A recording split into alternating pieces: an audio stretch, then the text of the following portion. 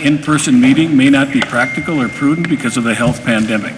The City of Detroit Lakes meetings will be held via telephone conference call or by other electronic means as outlined in Minnesota Statute 13D.021. Members of the public who wish to view the meeting virtually can submit a request to the city. The City of Detroit Lakes Council meeting this evening will be a hybrid meeting taking place with two options. You can attend in person here at the historic Home Center Ballroom located at 806 Summit Avenue, or attend virtually again via Zoom. With that, I'm going to call the meeting to order, and I'd like to invite all of you to please stand and join me in reciting the Pledge of Allegiance. I pledge allegiance to the flag of the United States of America and to the republic for which it stands, one nation, under God, indivisible, with liberty and justice for all.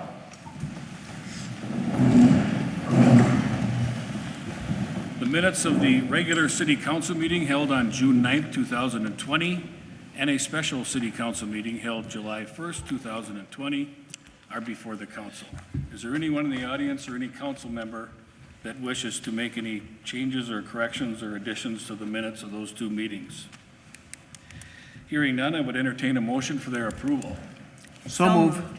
Motion's been made and seconded to approve the minutes of the regular meeting held June 9th, 2020, and a special City Council meeting held July 1st, 2020. Discussion?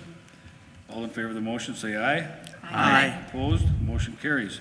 The consent agenda is Do we need to do names? Yep. Oh, that's right. Kelsey just reminded me and I forgot already. And then a roll call at the beginning of the meeting as well from council. Okay. I'll do a roll call for the members of the council that are here this evening. Siemens. Here. Mark Zurichson. Here. Okie. Here. Imholt. Here. Bly. Here. Winner. Here. Josephson. Here. Sookie. Here. Now I'll call the question of the approval of the minutes. Sookie. Aye. Josephson. Aye. Winner. Aye. Bly. Aye. Imholt. Yes. Okie. Aye. Mark Zurichson. Aye. Siemens. Aye. Did you catch that I went backwards this time? The consent agenda is before the council, and all items with an asterisk are considered to be routine by the city council and will be enacted by one motion. There will be no separate discussion of these items unless a council member or citizen so requests, in which event the item will be removed from the general order of business and considered separately in its normal sequence on the agenda. Is there anyone in the audience or any council member that wishes to remove or add any agenda items to the consent agenda? Your Honor, I have an item to take off the consent agenda, item 6O. Okay. Any other items? Item 8B. 8B. Anything else? So the consent agenda is before the council with we're going to add remove items 6O and 8B from the consent agenda, and I would entertain a motion. So moved. Second. Motion's been made and seconded to approve the consent agenda. Discussion? All in favor of the motion say aye. Aye. Opposed? The motion carries. I just want to remind the council tonight Did you or do a any... roll call? I guess we got to do roll call, huh? After about 3 times I'll learn here, I think. Siemens. Aye. Mark Zurichson. Aye. Okie. Aye. Imholt. Aye. Bly. Aye. Winner. Aye. Josephson. Aye. Sookie. Aye. The motion passes. I just want to remind everybody in the council and all the staff and anyone in the audience, we have to speak up tonight because these microphones, for the most part, are just for the Zoom part of it. And if you do want to address the council, we can, there's a podium over here that we'd like you to come and use that podium. I will adjust some items here because there's a number of people that are here for some various things in the agenda. Without objection, I'd like to go to item 5D. Dan, Chairman Winner. Thank you, Matt. Item 5D is a resolution let me think about this a second. There's a resolution approving preliminary and final plat approval of Lakeview on Detroit, Common Interest Community Number 91 at 1106, 1110 Westlake Drive and 1390 County Road 6. You know, we've seen this before and asked for some changes. The CDC recommended approval of this as it's presented here, and I so move. Is there a second? Did I hear a second? Motion's been made and seconded to approve a resolution approving preliminary and final plat approval of Lakeview on Detroit, Common Interest Community Number 91 at 1106 to 1110 Westlake Drive and at 1390 County Road 6. Is there discussion on the motion? Hearing none, I'll call a roll call vote. All in favor signify by saying aye. Sookie? Aye. Josephson? Aye. Wenner? Aye. Bly? Aye. Imholt? Aye. Bokie? Aye. Mark Zurichson? Aye. Zeman? Aye. The motion carries. Without objection, I'm going to move to public hearing D. So at this time, I will adjourn the regular meeting and call to order a public hearing to receive public comments on the matter of creating an ordinance for massage businesses and massage therapist licenses. And I'll call on city staff to give us an introduction of that ordinance. Mayor and council, this was discussed pre-COVID. If you remember, we were ready to have a public hearing, I think in March, but we held off until we Can had an everybody hear? You're gonna have to speak louder. Okay. Thank you. So we basically shelved this until we could have an opportunity to actually have a public hearing. So basically what this is in a lot of ways re-implementation of the ordinance we had in place that was repealed back in 2012. The ordinance itself regulates both massage therapists and massage therapy businesses, so both are required to have a license. Just briefly, I'll kind of touch on some of the high points. So again, both businesses and therapists are required to be licensed. What we're proposing is the therapist license would be a 3-year license. While the action tonight does not include the fee schedule, we did review a proposed fee schedule with public safety for the council to consider for next month when there's a second reading.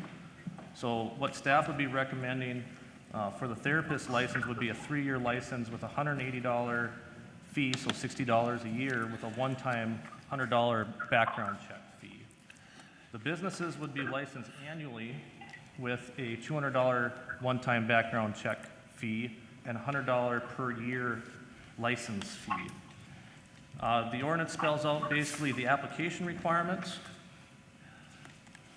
for both the business and therapist.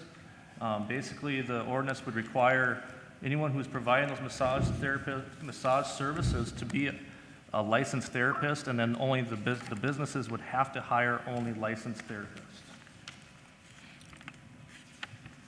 The ordinance further goes on to section 602.08, license ineligibility. It has basically different criteria for an applicant to meet for both whether they're a business or a therapist.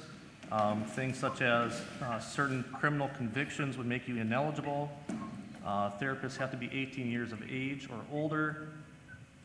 And then basically it has to comply with the application requirements itself. Furthermore, the ordinance in 602.10 has different restrictions and regulations in dealing with the actual act of massage therapy. I think that's it for the high points, and I can certainly take questions. Okay. Is there anyone in the audience that has any questions or wants to make a comment regarding the proposed changes? And if you would go to the podium for your comment, please, I would appreciate it. And then for the minutes, can we have your name and address as well? My name is Sharon Johnson, and I do business at 1152 Washington Avenue, Sharon Style. And I have been doing massage since 1995, and I'm not licensed because the state of Minnesota does not require a license. And so my question would be, and I understand why this is happening, which is very good, but my question would be then to the city council with your new ordinance, would people like such as myself that is in business, this is part of my business, would there be a grandfathered in clause for that? Go ahead, Kelsey. Mayor and council, there would not be. Anyone who's providing those services would have to get the applicable licensure. So I'm not sure I understood the question. You don't have a state license. I am a cosmetologist, and I am licensed, and I've been doing hair and pedicures, manicures, everything else that's under that licensing for 42 years. And Minnesota does not require license for a massage. They don't have a license. You can choose to get certified, you can choose to get a license, but it's not required by Minnesota. So, I do massage. so can she have a city license though, even though she doesn't have a state license? She's correct. The state does not regulate massage therapists. Right. There's not a state license. Unlike cosmetology, there is a cosmetology license. There is not a state license for massage therapists. That's why a lot of cities have their own ordinance and licensing procedure for massage therapists. So in essence, if you're operating in the city of Detroit Lakes and you're doing massage therapy, there would be the one license, the city license is what you'd have to obtain.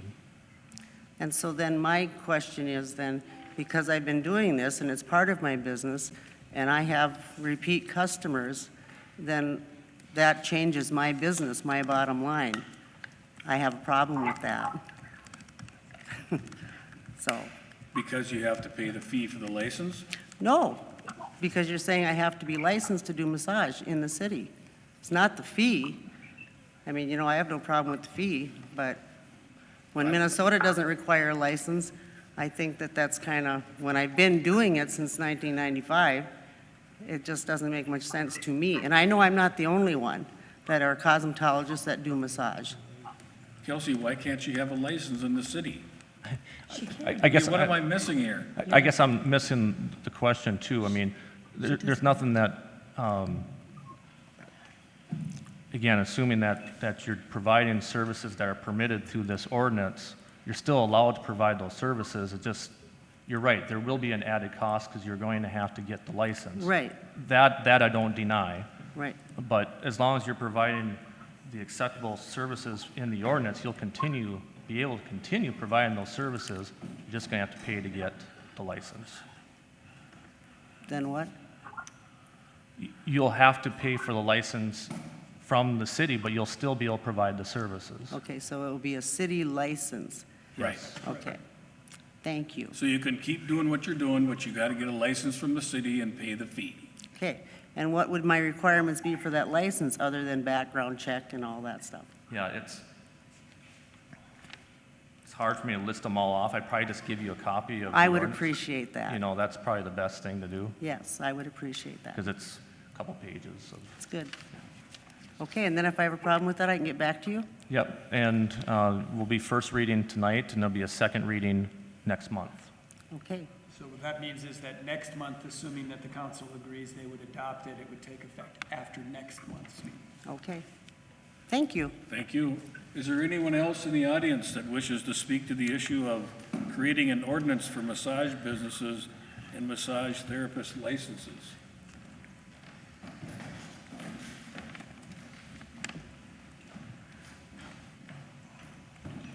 Again, if you would state your name and address for our minutes, please. Thank you. I'm Barbara Steger. I have a business at 807 Washington Avenue, and I also have been providing massage since 2003 when I started there. You didn't quite answer as far as licensing. Is that just going to be a fee? There won't be further education needed? So part of the fee and application process, you do have to provide, let me find the language here.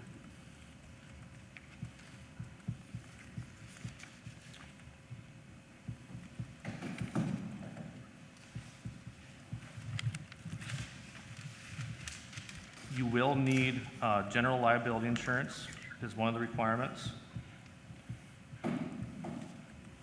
You have to provide proof that basically you're a U.S. citizen or you're, can be in the country legally.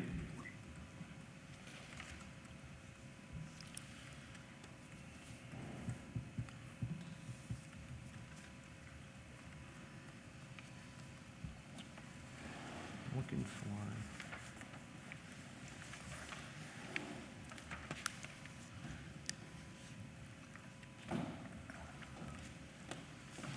So there is a minimum operational requirement. One of the following has to be met. Proof of a successful completion of a minimum of a 500 clock hours or 33 semester hours or 50 quarter hours comprehensive massage therapy program from an accredited institution or a state licensed institution that includes subjects of anatomy, physiology, hygiene, ethics, massage theory and research, and massage practice. Or, second option is proof of passing the national certification exam offered through the National Certification Board for Therapeutic Massage and Bodywork, or passing the Massage and Bodywork Licensing Examination offered through the Federation of State Massage Therapy Boards. So there is, if you want to call it an education or an experience requirement, part of the application. And you have that written down so that we can read that? Yes, it's in the ordinance. Is there a way to get our names and addresses of all of us that are concerned about that so we can read through it, so we can talk about it next month? We did mail this out. I never got one. Okay. We can get it to you. I would appreciate that. And then where's the meeting next month? It'll likely be here again. Here again? Do you have a date and time for that or not? August 10th, it's a Monday. Okay, and same time? The council meeting will be at 5 o'clock. Yep. And Barb, you're at 807 Washington Avenue. Yes, ma'am.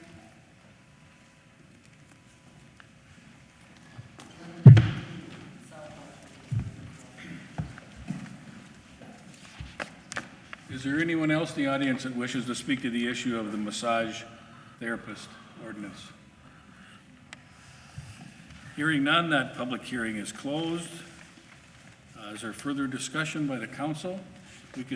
Why don't we get a motion and a second on the table for the Okay, first reading? I'll make a motion, consideration of the first reading ordinance number 465, amending the city code, Detroit Lakes Code, chapter 602, massage businesses and massage therapists licenses. The committee reviewed this and we recommend to go forward with it.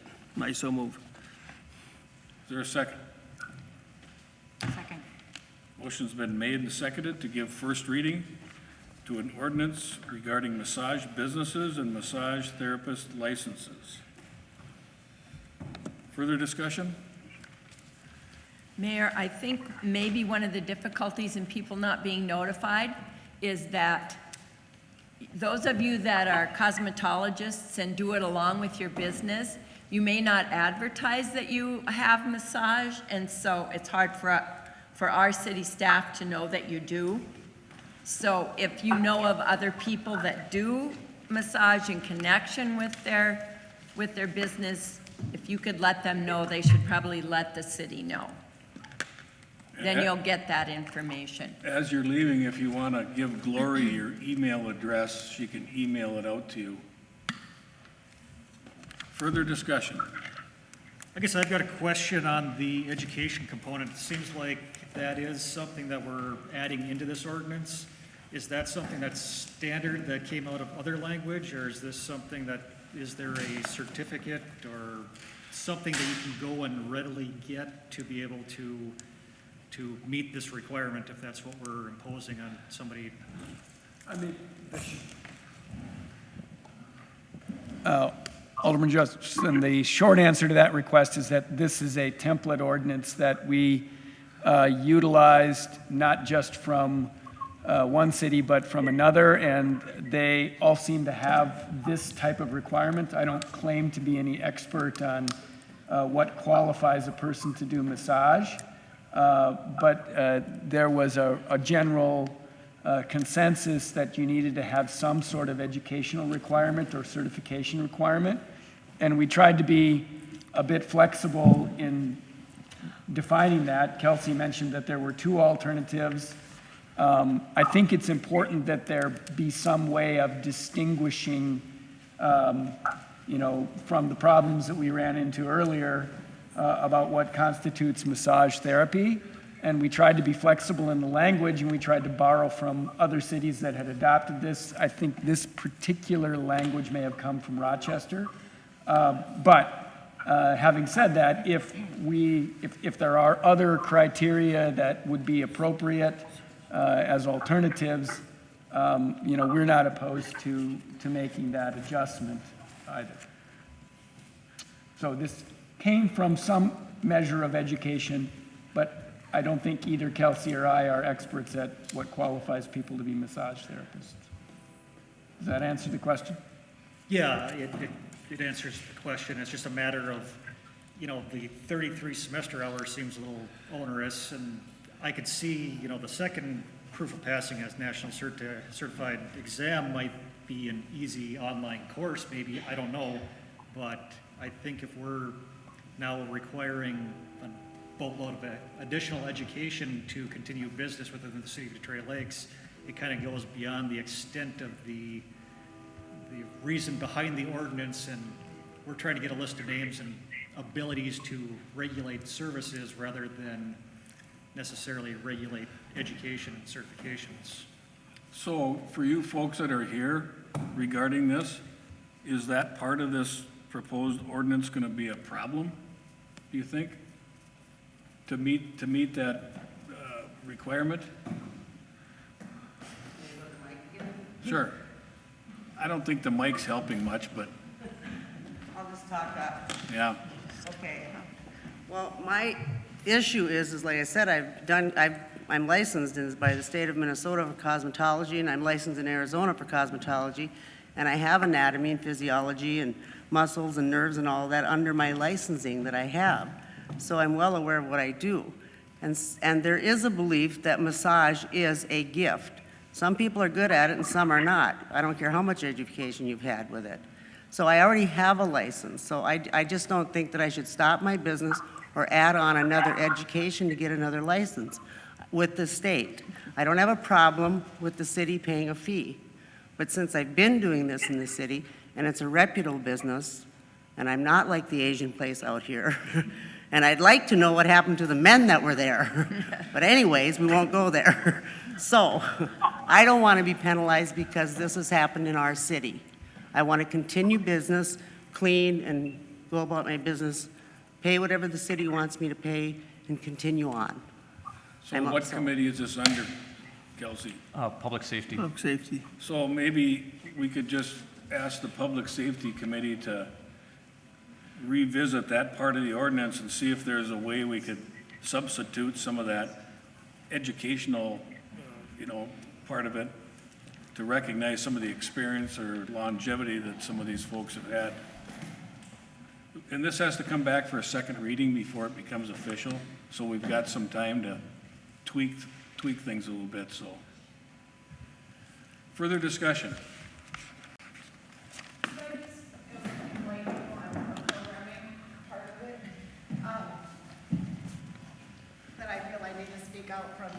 From the student You're aspect. new to the podium, right? Yep, or Will you no, give I us your- have not been, so no, then I can't say anything? Oh, no, you can, Oh, yeah. I just want your name and address for our record, Okay. please. My name is Sean Ford, and I live in Frazee, but I'm through the district school. Anyway, as a teacher,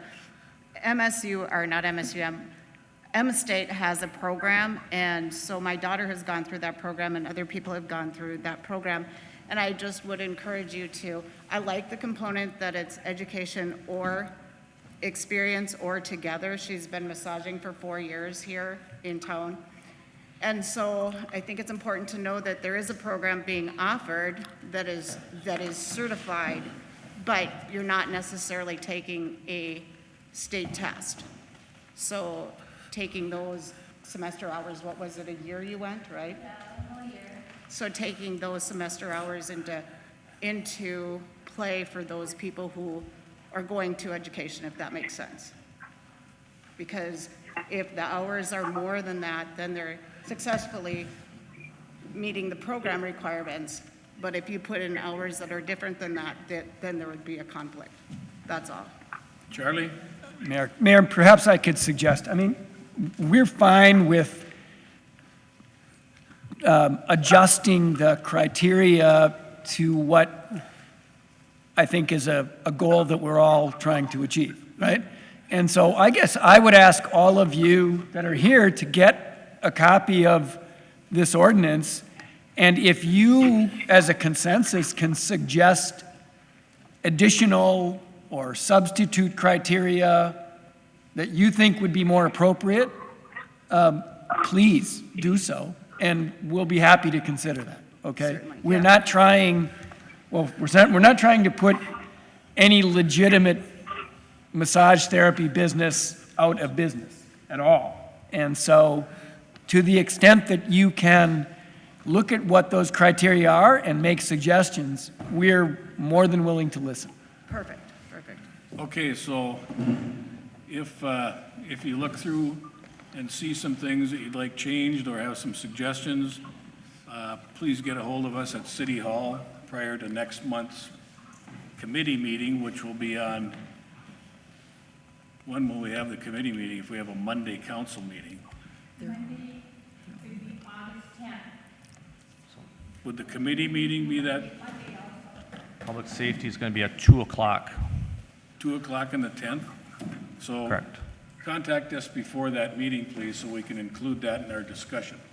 And actually, preferably if you can contact us Before that. quite a bit before that with some suggested language if you want to change things, that would enable us to actually incorporate that into what the committee looks at on that day. Thank you. Okay, anything further? I'm going to call the question. We have a motion and a second on the table to give first reading to the massage ordinance. Imholt? Yes. Bulky? Aye. Mark Zurichson? Aye. Seaman? Aye. Bly? Aye. Wenner? Aye. Sookie? Aye. Josephson? Aye. The motion carries and first reading is given. Without objection, I would like to go to item 5C. Dan, that's on your community development agenda. Yes, thank you, Your Honor. Item 5C is a resolution denying the rezoning from RA Agricultural Residence District to RM Multifamily Residential at 609 Terry Street. The Planning Commission reviewed this and recommended denying the rezoning. CDC recommended denying the rezoning, and I so move. Second. Motion has been made and seconded to deny the rezoning at 609 Terry Street. Discussion on the motion? Is there anyone going to speak? Pardon me? I didn't know if anybody was going to speak, otherwise, yeah, I got a question. Go ahead. So, Larry, last night we talked about, this question isn't related necessarily to the denial of the rezoning. It was the question about, can the council just rezone this now? Or is there a requirement that we have to go back to the planning commission?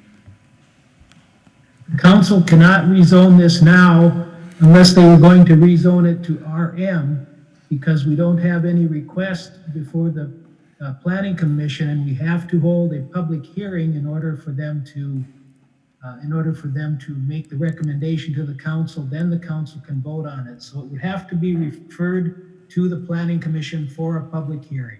Okay, thank you. Somebody asked me that question, so I wanted to follow up. Okay.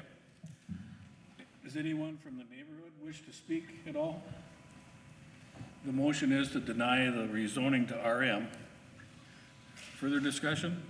I just had a comment. I am supportive of denying this request, but just want to encourage the rest of the council. I know last night there was a document handed out that Larry put together, kind of putting together a list of options where we should put or can put multifamily units. And I do appreciate having some document that we can give to developers that we can say that these are the areas where we already have these types of buildings in mind. And I think it's going to be an important document to use. And as council, I think we should look to these places to add housing that's actually needed within the city, and affordable housing is a big thing that we're looking for. So I am in agreement with denying this request in this situation, but we do need to find some places for multifamily homes. Hey, Ron? Okay, I'd like to make a comment on this because over the years, there's been a trend to putting most of these apartments on the north side of town. And it's, my concern is, we know what the apartment houses look like up there by the middle school, Barbara Avenue. You know, all these apartments look nice after 5, 10 years, but then after you get into 20 to 30 years like they are up there now, they start falling apart, and you've got whole neighborhoods now of apartments that they're row by row. They're almost like row houses. And when these things all start going to heck in a handbasket and people want to move out of them and move to something that's newer, you're going to have neighborhoods virtually like you see in the big cities where people just don't want to live in them. And I've said before that I think it's an unfair system that when people come in to the city, and right away we say that these apartments can be built on the north side. And I would like to see us to go back and look at our comprehensive plan again and make sure that these come into all neighborhoods, not just the ones on the north side. The neighbors do care what you do put in their neighborhoods. Whether the price of the home is $200,000 or $800,000, all homeowners take pride in their neighborhoods. So if you think that it doesn't matter to a person that lives in a $200,000 home, what you put into them, you're wrong, because to them, that's their palace. And it's almost like we're profiling or have a double standard, because I don't see many apartment houses in neighborhoods where there's $800,000 homes or $700,000 homes. It seems to be all in $350,000 and under, and I don't think that's good zoning for us. And I really think we should go back and review that comprehensive plan. And because when we did this last time, everything again was on the north side until I said, wait a minute, we don't have anything in this idea of this thing was to find more lots of Detroit Lakes throughout the community. It all came back, everything was on the north side again. So we got one area out by the Brainerd addition. That's not right. It should be throughout the whole town. We need to redo the comprehensive plan. Just because you own a home that's priced at $500,000 doesn't mean that you should be exempt from having an apartment house in your neighborhood. I think we've got to rethink how we're doing stuff, because right now I think we're profiling or giving a double standard to people that live in homes less than $350,000 in Detroit Lakes, and I don't think it's fair. But right now, with what I see on the north side, how they're all bunched together, like I said, in 25 years, it's not going to look too pretty. We're going to have a lot of old buildings. It'll be just like Barbara Avenue, and you can go to big cities and they call them ghettos, because they start falling apart. And I just think we've got to do a better job of planning. You can take care of one apartment building that's going to heck, but when you got row after row of them, street after street, then you got problems. So I think we've got to do a better job. I was hoping we could save these people a trip going back to the Planning Commission tonight. We have done this before where we've rezoned with the City Council without going back to the Planning Commission, because they've been back and forth here many times on it. But they're here because they are concerned about their neighborhood, and that's why they are here. That's why they keep coming back, because they're like you and me. We want to make sure that our neighborhood stays nice and clean and bright and fixed up. We don't want to go to heck in a handbasket. Again, that's why they come here. So I'm hoping we can do something. I really would like to see us review that last comprehensive plan and just see where there's other places we can identify. I looked at the map we had there, and it's nice to have, but let's get it throughout the whole city of Detroit Lakes, not just, we're just kind of selected areas, and I don't think that's good zoning. Mayor, I've got a comment. Go ahead. Yeah, a couple things. Well, first of all, I ditto what Mr. Joseph said, and I'm glad we're putting together this list. I've been pushing this for a long time, even when I was on the Development Authority. I never blame the developers when they want to come in and do something, whether it's rezoning or want to build in an area. I think it's contingent upon staff and council to determine whether those are right. So It should never be a blame to the developer. They want to do what they want to do, and it's our job to be proactive on that. And we can do that without being negative. As Dan said, we can say to somebody, well, we're not sure that's the right spot to put it, but we've got some other things we want you to look at. And in fact, there's some areas of the city that will offer you financial assistance if you're willing to build there. So that's something I hope going forward in the future. As far as what Ron said, I guess I will go back because this is another issue that I've been near and dear to my heart since I got on the council, which is updating the comprehensive plan. And we've done that a couple times, and we just did it about 2 years ago. We did the land use part of it. We didn't do the whole comprehensive plan. And I hope as a council, you guys continue to look at that every few years. So I agree with Mr. Zeman that we should look at that. But I do know, Ron, that we really did a good job, I thought, as far as the Planning Commission and the people that came to those meetings. And we did identify several areas in the city, not just the north side, that we felt would be appropriate. There's some open land. There's a big piece right across from the new South Shore Park that we identified.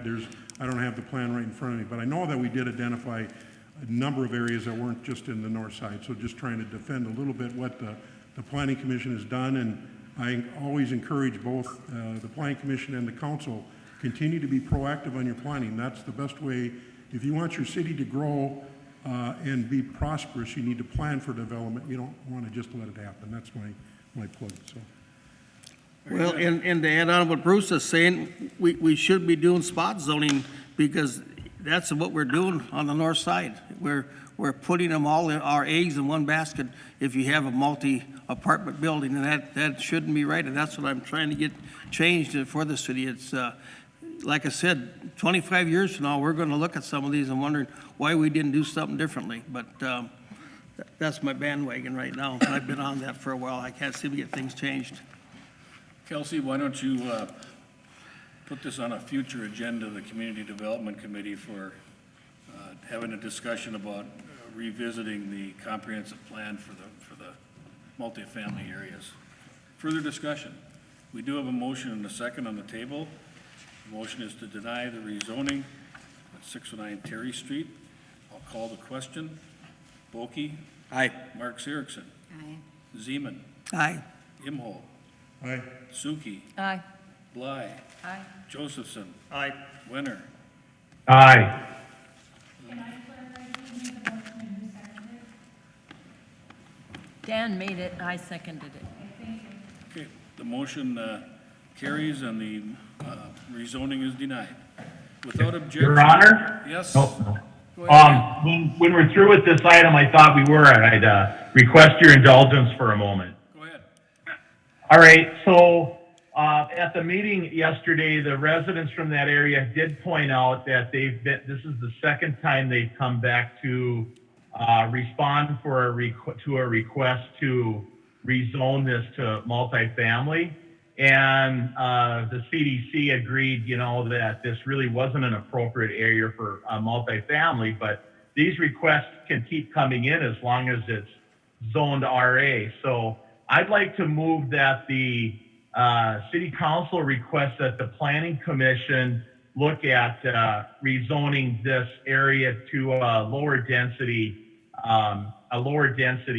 zone. It would be up to the Planning Commission to determine what, but I'd like to make that motion. Is there a second to Dan's motion?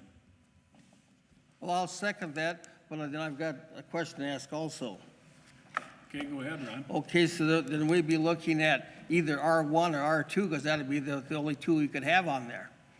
That's correct. So could we add R1 or R2 on that motion? I think it would be appropriate just okay with to that. leave it like it is, because let the planning commission make that recommendation. Yeah, okay. We don't have the ability to rezone it here now Okay, anyway, all right. so we're asking the planning commission to make a recommendation. Okay, all right. Okay, so we have a motion and a second to recommend to the Planning Commission to take a look at rezoning this area to a lower density zoning, correct? Is that the motion? Yes. Yes, sir. Okay, is there further discussion? Hearing none, I'll call the question. Sookie? Aye. Josephson? Aye. Zeman? Aye. Mark Erickson? Aye. Winner? Aye. Bly? Aye. Imhoff? Yes. Okie? Aye. The motion carries. Matt, when is the next planning commission meeting for these people so they know when to come? Larry, do you know when the next, July 23rd, 6:30. and are we holding this this- here as well? This item would not be on the July Planning Commission meeting. It would not be on until the August Planning Commission meeting, which is August 27th. Okay, That should be fine. okay, very good. August 27th? That is correct. Would that be here then? Most, I'm assuming it will still be here. okay, 6:30. Okay, without objection, I would Can we like get to, permanent desks? No.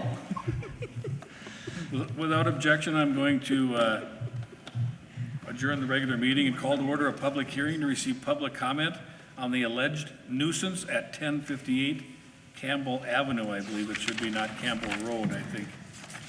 Avenue is correct, so Priscilla, do you want to explain to the council the situation at 1058?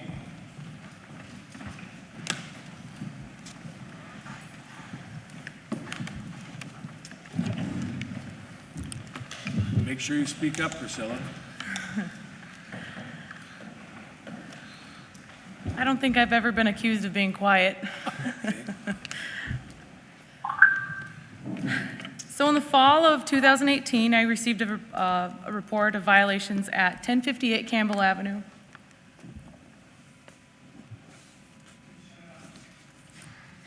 Nope.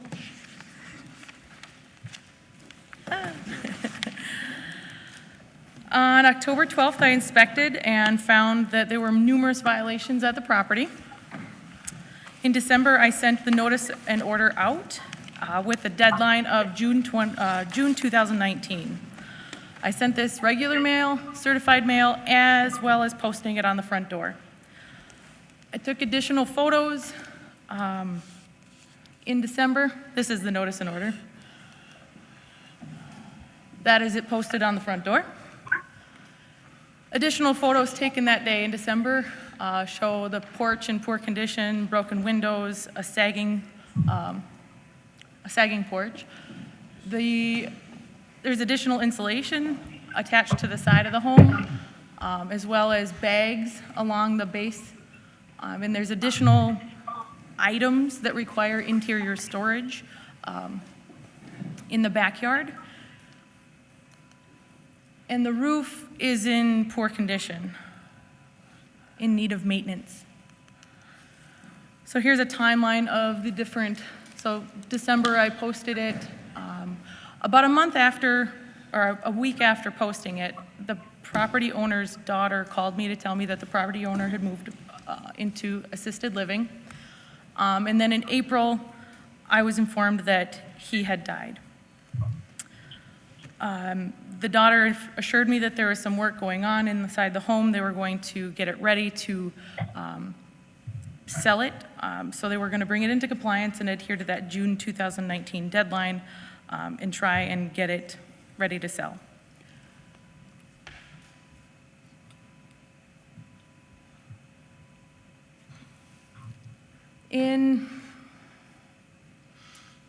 Over the summer, there were additional items brought into the property, and then they were taken out. It was back and forth. It looked like maybe there was work going on. And then in September, it looked like there was work going on. So then in January 2020, we were alerted that maybe there was additional work that required a building permit. So we contacted the property owner's daughter, and we conducted an inspection in February. These are some of the photos from February. There's a freezer underneath the snow here, and then there's a dumpster to the left, full of items.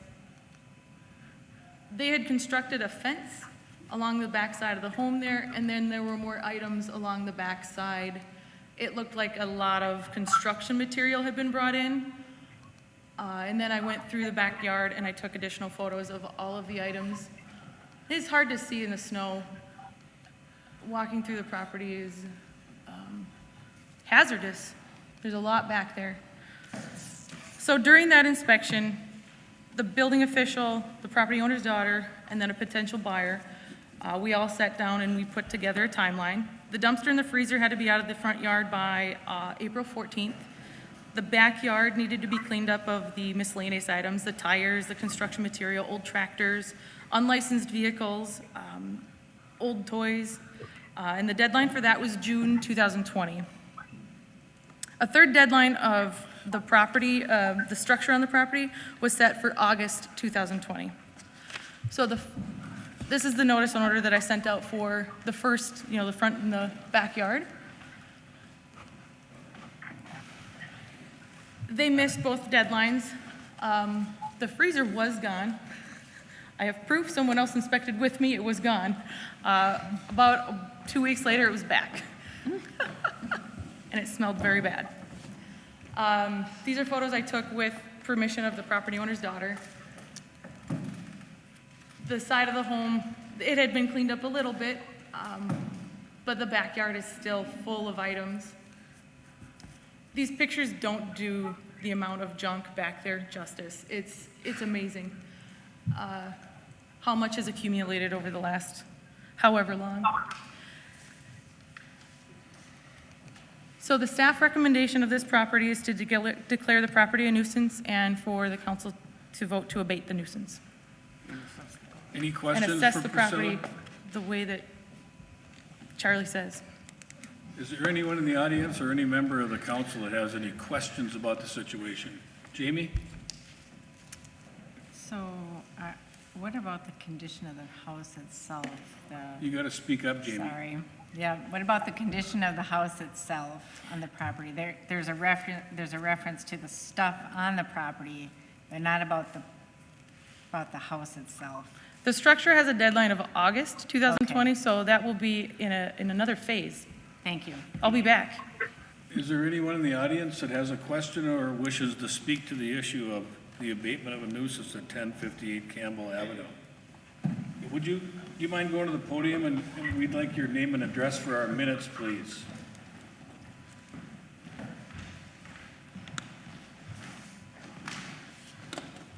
Marty Kumpula. I live at 1062 Campbell. Okay. Just to the left, those hedges are actually on the property line. I've been living next to Ed, the guy that lived there before, he was great, but he didn't take care of much. And now that he's dead, and this place is really bad, you can smell it on more warm, moist days. Some of the stuff, I've tried getting a hold of the guy that's trying to buy this allegedly. He actually has a wood pile, and if you, in one of the pictures, there's a green car is actually on my yard.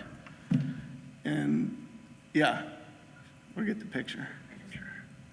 He actually moved the freezer today, I imagine, because of this meeting tonight. But he'll probably be back in a couple of days. But yeah, we have a small child that, obviously I don't let him go over there and play, but if he did run over there, there's lumber and nails and broken glass. There's a big tire pile behind the house, must be 30 tires in there. It's just kind of an eyesore. Can you tell them what's in the freezer? Oh, that freezer was actually full of meat from the guy that had died. And so it had a lovely odor last summer. Okay, well, we appreciate the comments, and we're obviously going down the path to get this taken care of, so thank you. Thank you. Anyone else in the audience that wishes to speak to the issue of the abating a nuisance at 1058 Campbell Avenue? Well, I'd just like to make a comment. For a number of years, I've tried to do a city cleanup in Detroit Lakes like they do in Fargo and Moorhead. And I think this is more proof why we need to do something like that. People have junk, have no way of getting it out of their house. If we had a curbside cleanup for a couple of years, I think we could get rid of a lot of trash that's stowed behind people's homes that look just like this, if not worse. But we have to give a tool somehow to have an event like that for a cleanup, and our budget meetings come up in August. It would take some money for our budget to do that, but I think once we gave neighbors a chance to clean up the back of their yards and stuff, we'd be having a lot nicer looking city in some of these neighborhoods. Anyone else Want to make a comment regarding the abatement of the nuisance at 1058 Campbell Avenue? Hearing none, that public hearing is closed. I would entertain a motion. Your Honor, the CDC looked at this yesterday and recommended that this property be declared a nuisance and require ordering and ask the City Council to order an abatement. So I'm going to move that the City Council does declare the property at 1058 Campbell Road a nuisance for the following reasons: refuse, exterior storage, and piles of junk, and order that the nuisance be abated by the city and assess the cost of the abatement to the property as a service fee. Is there a second to the motion? Second. Motion's been made and seconded to abate the nuisance at 1058 Campbell Avenue. Discussion? Point of clarification on this, we're just abating the exterior nuisance, correct? So this could be coming back up depending on the building code in August. That's correct. Okay.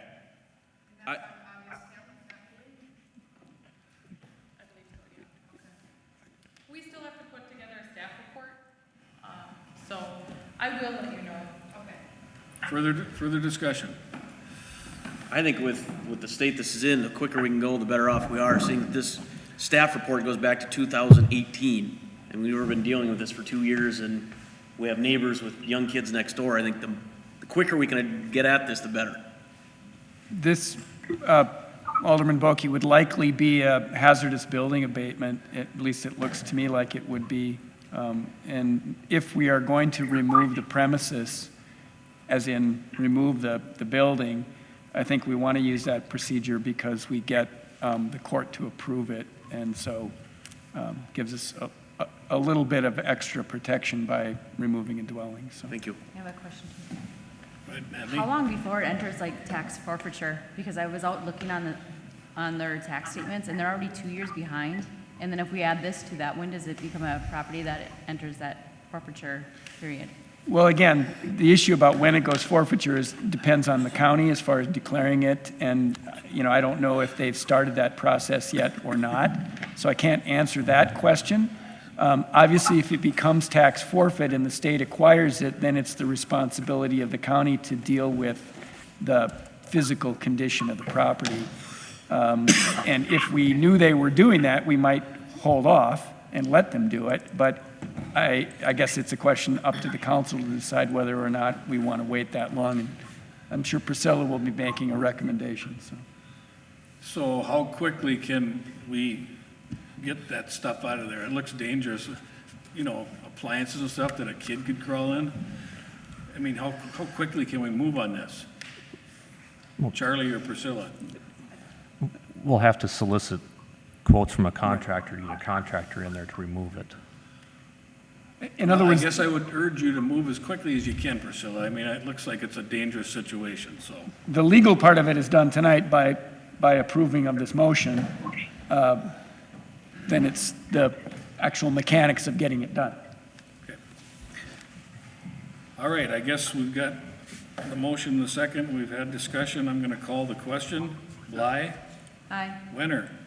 Aye. Josephson? Aye. Sookie? Aye. Imholt? Aye. Bokie? Aye. Mark Zirickson? Aye. Zeman? Aye. The motion passes, and we will abate the nuisance. Without objection, I've got a question for Priscilla before she goes. It's in regards to RA zoning and that piece of property by Broadway that's on Terry Street with all the garbage. Are we able to get that cleaned up, or what's the status of RA property for cleaning up? Because that's got a lot of junk like we see here in Campbell in there. RA has different regulations. I'll have to talk with Larry on that. Maybe he can answer that question for you. Larry, can you help us on as far as cleaning up that lot on RA that's next door on Terry Street there with all the garbage they have in there?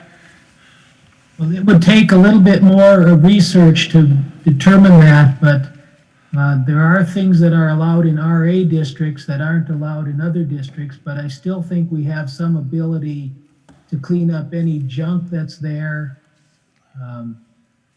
But again, we would have to take a closer look at that, Ron.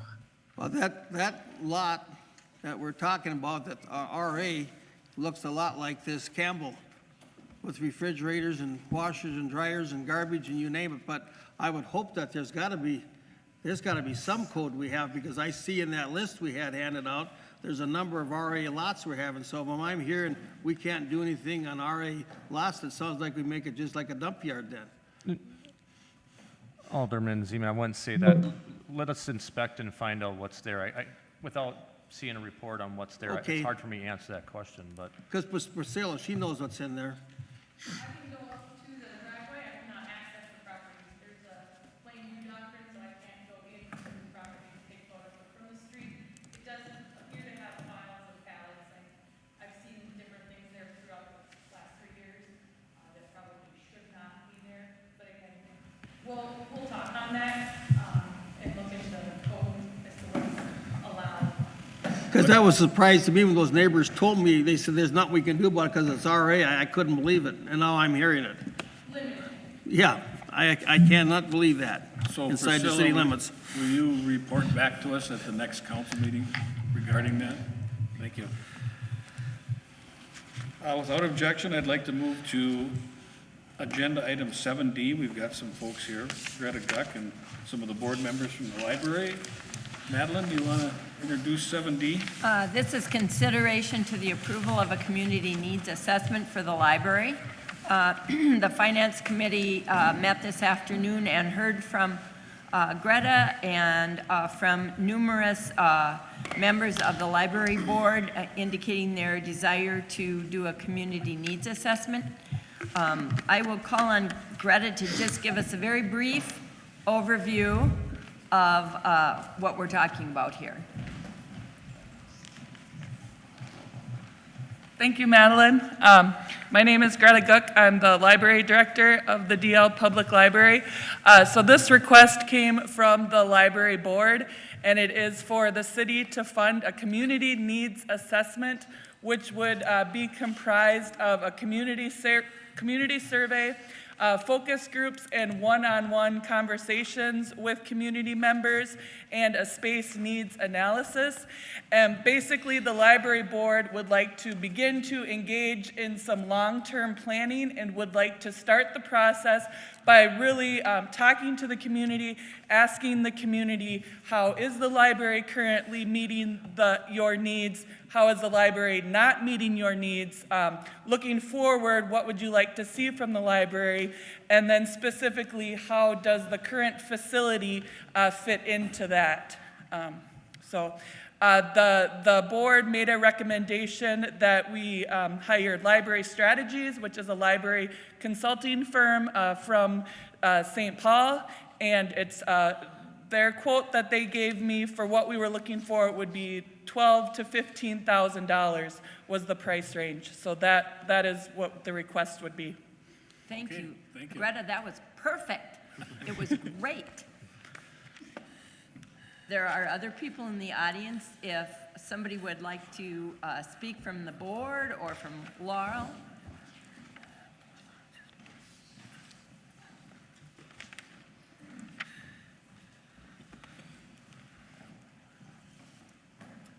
Hi, everyone. I'm Terry Khalil. I'm the president of the Lake Agassiz Regional Library System, which oversees the 7-county system, including Detroit Lakes.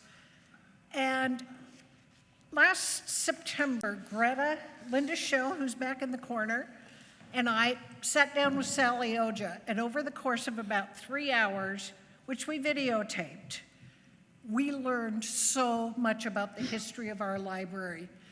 The key fact that stood out for me was that planning for what you all think of now as our library started in 1972, and the cornerstone says 1989, 17 years. We're sitting here today 21 years later. No, 31 years later. 31. Yikes. Now I'm really old.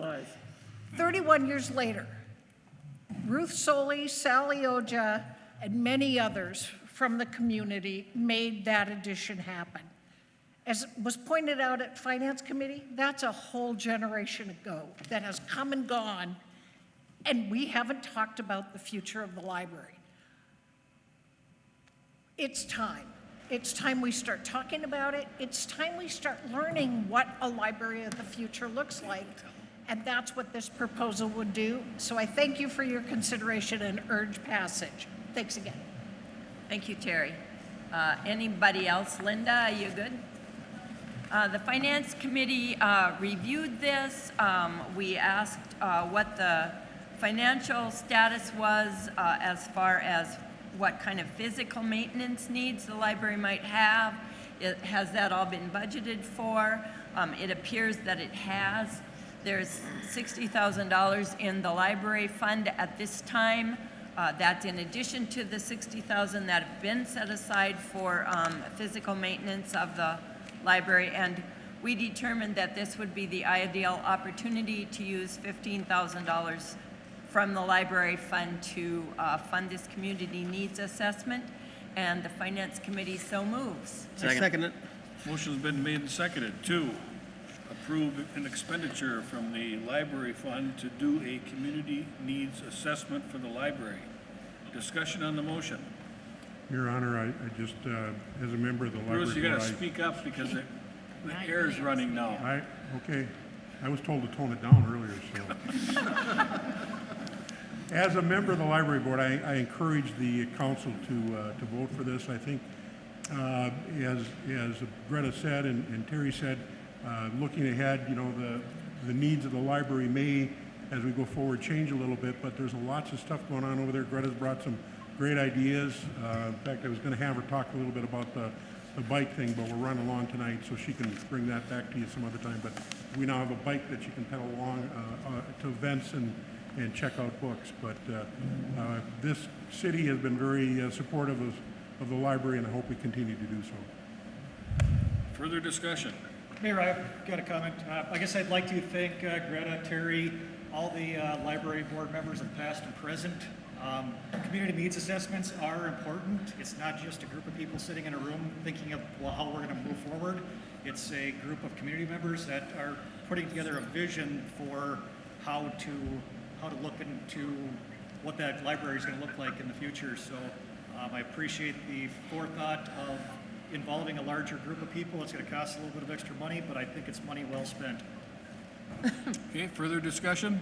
Well, I'd just like to say I used to be a board member for the library, and I think it's money well spent.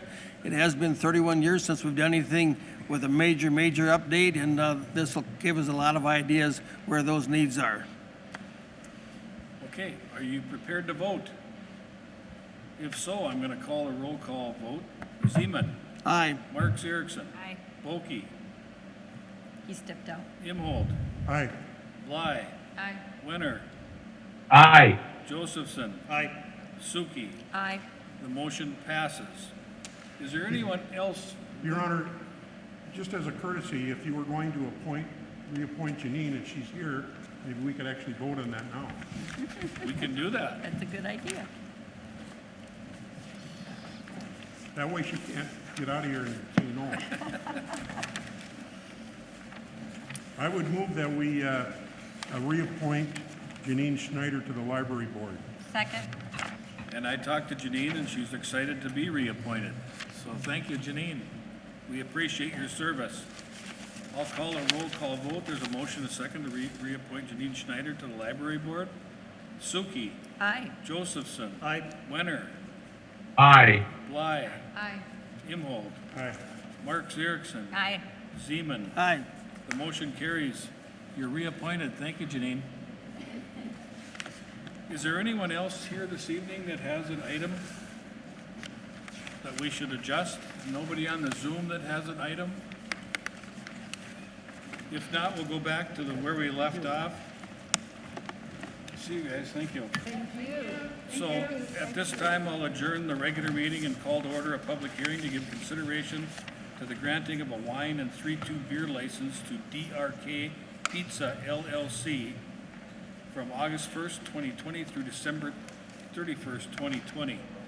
Is there anyone in the audience that wishes to speak to the issue of that wine and 3-2 beer license? Hearing none, that public hearing's closed. I would entertain a motion from the council. So moved. Second it.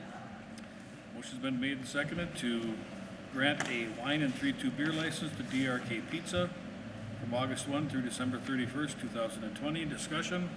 I guess I'd like to point out that this is going to be our first proration of a liquor license. So this is the example of a person taking over midway through or starting up a business midway through. So we are going to be looking at prorating their wine and 3-2 liquor license. Okay, further discussion? Roll call vote. Zeman. Aye. Mark Zurichson. Aye. Okie. Himholt. Aye. Bly. Aye. Wenner. Aye. Josephson. Aye. Sookie. Aye. The motion carries. Are they gonna turn that air off? It's just so tough to hear. I tried, no one's around. Please do not turn it off. Well, we got most of the bulk of the business done. This time I'll call to order a public hearing to receive public comments on the proposed improvement of curb, gutter, concrete approaches, and sidewalks for 2020. Is there anyone in the audience that wishes to speak to the issue of the improvements for curb, gutter, concrete approaches, and sidewalks for 2020?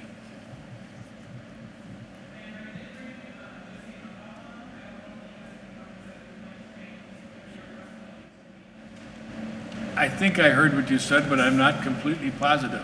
We have Jesse We have a Amdahl, person on. who is Oh. on the Zoom call, which I think he wanted to speak to this issue. Jesse, do you want to speak to the issue of the sidewalk and curb and gutter replacements? He's muted, so. I think you have to unmute yourself to speak. We can't hear if you're talking, Jesse. Yeah.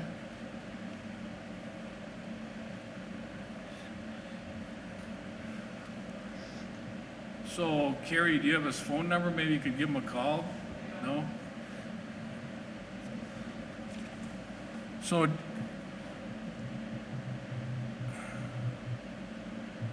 can you unmute him?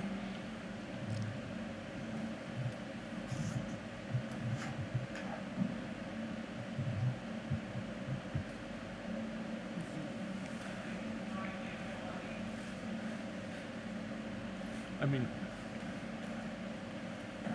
Jesse. Mayor, maybe we proceed and we could always come back to him if he gets on. I Okay. mean, Jesse, if you're able to get back on, you can let us know. For now, the public hearing is closed. And what are your wishes? The Public Works Committee recommends that we order the improvements of curb, gutter, and concrete approaches and sidewalks for 2020. And I so move. Is there a second? Second. Motion's been made and seconded to order the improvement of curb, gutter, and concrete approaches and sidewalks for 2020. And what do we do with Jesse's item? Do we exclude that? Mayor and Council, I have one correction to the sidewalk survey. We have decided to pull off the Becker County Historical Society. They will be doing construction in the very near future, so no sense in redoing the sidewalk just to be torn up again. Okay. So that would be my only correction, is to delete them from this survey. Thank you, Sean. And have a motion and a if second? Mr. Amdahl calls in, or contact staff, then Yeah. they can deal with that at the time. Sure. But my motion included the fact that we were pulling that off. Right, okay. I will call a roll call vote. Mark Zurichson. Aye. Zeman. Aye. Okie. Aye. Imholt. Aye. Bly. Aye. Wenner. Aye. Josephson. Aye. Sookie. Aye. I think we've taken care of, oh, we have one more. At this time, I'll call to order a public hearing to receive public comments on the matter of amending the dock ordinance. Kelsey, do you want to just explain that briefly to the council? Sure, Mayor and Council. The first thing I usually like to do is clarify, when we talk about the dock ordinance, it really only applies to the city beach, so that's for that clarification. Then secondly, as you can see in the packet, the actual verbiage that we're adding to section 1001A.13 subdivision 3 is just basically limiting the number of lifts or slips both a private and semi-commercial dock can have, which is 1. And then for a commercial dock license, you know, the ordinance has regulations as far as the size of the marina, of what it can be. This would add an actual hard cap of 102 boat lifts or boat slips, which I believe is their current number. Okay, I don't believe there's anyone in the audience that is here to speak to the issue, so I would entertain a motion from the council to amend the dock ordinance and give. Your Honor, the Public Works Committee reviewed this and recommends the first reading of Ordinance 463, amending the City of Detroit Lakes dock ordinance. Second.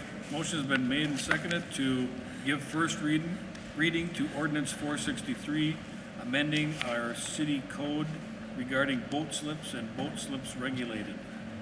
Discussion on the motion? Now, I was going to say, now, this ordinance will allow only up to 102 slips maximum. Is that correct? Is that what this is part two then? Yeah. 102, all right. Further discussion? Question I had was, boat slip, is that considered, like, we're talking like a single dock that's been grandfathered in on the city beach, and then there's one boat adjacent to that dock, or are we talking just a boat that's beached there that's overnighting on the beach for an extended period of time? Is that considered a boat slip? I wasn't going to go down that rabbit hole, Dan, but if you want to bring it up, I don't believe, and Charlie can correct me, I think right now we're just talking about the people that have the easement, current easement or grandfathered in, that have now you're talking about the private ones, that have a dock, and they're allowed one slip.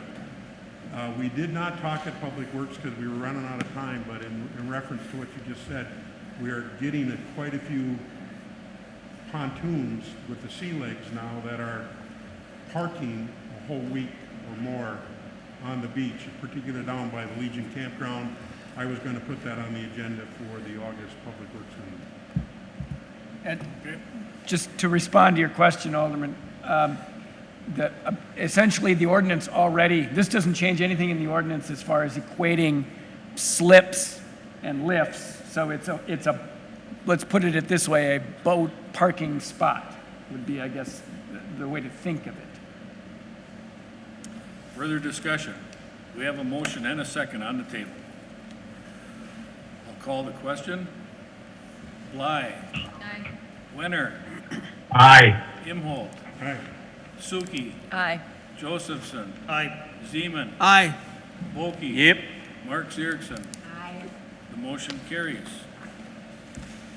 I believe we are down now to the Community Development Committee agenda, and the person that we're going to be able to hear the best is the chairman of that committee, Alderman Wenner.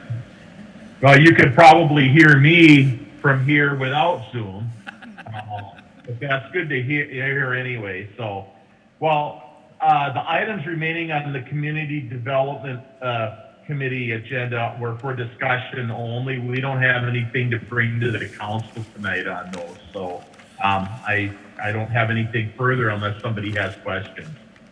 Any questions by the council on item 5A or 5B? Hearing none, we'll move on to the Public Works Committee. Chairman Imholt. Thank you, Your Honor. Dan, you do have item D, the preliminary and final plat. We already did that, Larry. We did that at the beginning of the meeting. Oh, okay, very good. Yep. Bruce, Thank you. Bruce, go ahead. Thank you, Your Honor. Again, a lot of our items were for discussion purposes, but we'll try to go through those, and a couple of them we do need to have some discussion on. Item A, though, J&K Marine would just appeared before the committee to clarify their what exactly they can have on the beach. There isn't any follow-up on that. Item B, we have a memo from staff about the compost site and possibly having an ordinance for the compost site. I would like just have our Public Works Director, Sean King, kind of give the council a little background on why this is becoming an issue.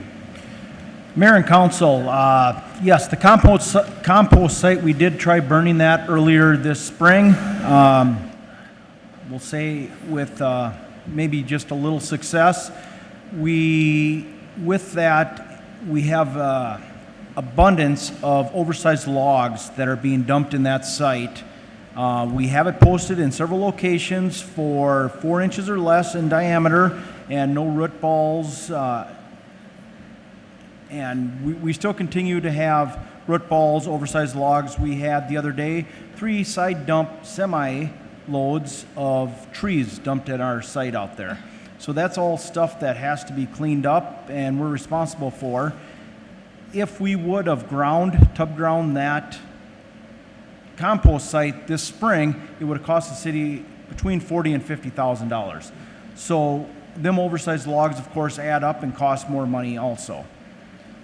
So we're trying to limit what is being dumped in there and make it accessible for as many people as possible. So again, it was just discussion. There's staff is looking at bringing an ordinance back to the council in the future. Unfortunately, as a lot of things, there's a few bad actors that are doing unauthorized and non-compliant dumping, and that's causing a problem for the city as a whole. So we'll be back with that issue with probably an ordinance. Okay. No further discussion. I'll go on to item C. Again, Sean, maybe you can just mention to the council what you're running into on this issue also. Mayor and council, with maintenance and noxious weeds mowing, we have had issues. To me, there has been a lot of issues this summer, this spring, with whether or not areas should be mowed, primarily development areas.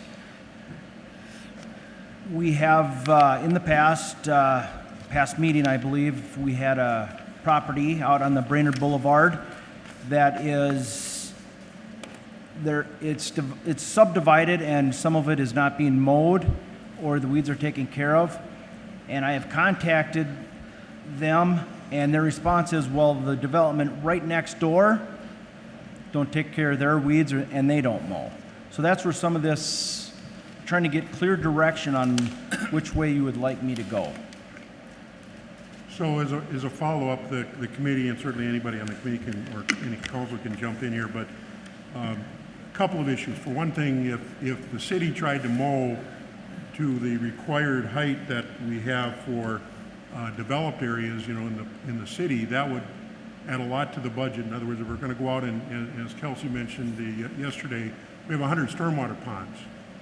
We can't go mow all those every other week. That's just going to be a huge budget cost. I know that we've tried as a city to actually start planting natural vegetation around a lot of those ponds so we don't have to mow them. I think we'll continue to try to do that. That was part of the discussion. As far as people that are in non-compliant, in terms of within the city, within developed areas, they should make a complaint to the Public Works Department, and they'll look at that and follow through on the enforcement procedures just like we did with the other property. But I think what staff is looking for is, if you want to be more hands-on than that, you need to give them some direction. Otherwise, as you can see, they have a policy proposal, and they would try to follow that as best they can. Okay, Ron? I could certainly understand as far as the ponds, not doing those as often, but as far as lots that people have bought, speculation lots for building homes or whatever in the future, to let these lots go, it just isn't right for the neighborhoods. We have an ordinance that says that these people should be notified, and if they don't mow them, the city will do it and they'll charge them for it. And I think we should continue with that policy, because the last thing we need is to have lots with tall grass and weeds and animals and everything else in them. And a lot of it does come out of the Brainerd area, but that certainly isn't the only area in town. So I can support the part as far as the ponds not being mowed as regular. I think they said 3 times you'd like to do it now. Is that correct, Sean? A year? We mow the ponds 3 times a year. 3 times a year, I can understand. But as far as these properties are owned by other people that bought these lots and have sat there for a number of years, I think they definitely have to be taken care of by the landowner. And if they don't want to do it themselves, then the city will do it and charge them the appropriate price. Okay. So is there any action, Bruce, or just discussion? It was right now just discussion and wanting to get feedback to the staff. Okay.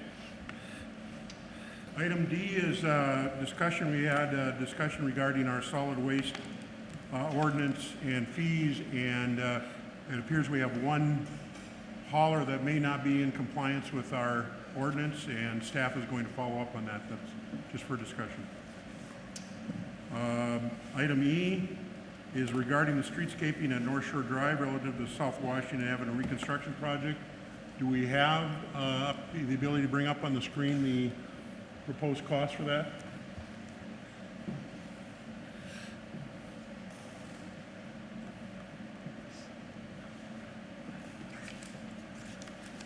So I'm sure John Pratt, our city engineer, can add to this discussion, but the Public Works Committee looked at this, and I will put forth a motion after we have a little more discussion, but the idea was this was part of our special meeting that we had a couple weeks ago, and subject to the motion tonight, we were going to have a follow-up meeting, I believe, on July 28th at 4 o'clock. John, is there anything you want to add? No, Alderman Imholt, I think you covered that this is simply the follow-up of that meeting where I'm trying to or attempting to get my arms around some of the costs of the various components of the enhancements at North Shore Drive. I've kind of broken them down. We're probably gonna have to take this in some bites in terms of change orders. There's some stuff that's more urgent than others. Some stuff might even trickle on through the winter and be finished up in the spring. But I've outlined those. In short, we're looking at a couple $100,000 is my best estimate right now. A lot of these are pretty firm, and there are a few of them that I'm still working on getting more details, but I think this is a pretty safe number. At this point, we're looking for the council to give us a nod kind of on this next step that we're still on the right track here with costs. If so, we'll proceed with getting into more details, I would say, some of the engineering and construction details. So, thank you. So, Mayor, unless you want to have more discussion right now, I'll put forth a motion. Yep. A motion by the Public Works Committee is that we proceed with the project as we were stating. It's at the streetscaping at North Shore Drive and Washington Avenue, subject to final cost approval by the council, and that we meet on July 28th at 4 o'clock to finish the details for this project, and I so move. Second. Motion's been made and seconded to continue moving forward with the streetscaping plan for the roundabout at North Shore Drive and South Washington Avenue, with final approval slated to be given on July 28th at a special city council meeting, correct? Further discussion? Question, why, this is on here for discussion. Why are we now fast tracking this? What's the? I mean, John, it wasn't on as a motion even. yeah, Mayor and Council, to some degree, we are fast tracking some stuff. I don't think it's out of step of what we've been planning to do. Some of the urgency that I've had is some of these changes we need to make decisions on relatively quickly, from the standpoint that we've got the project underway at this point, and if I misspoke earlier, I certainly apologize, but on the onset of this, that was a concern of mine as we were making some of these decisions sort of, in the ninth inning, if you will. There's certain pieces of it that we can wait, refine, look at, but certain elements like the color of the concrete and some of the concrete elements that need to be incorporated into the street, I have to make those decisions, or I need decisions from the council relatively quickly in order to make the change orders and get them incorporated into the contract, so we're not going back and undoing work that we would be doing this year. Does that answer your question, Jamie? It does. I guess I would just a comment then. Jamie, I can't hear you, I'm sorry. We can't hear. Yeah. One more question and a comment. What is this as a percentage of the total contract, do you think? I can tell you that it's probably quite small.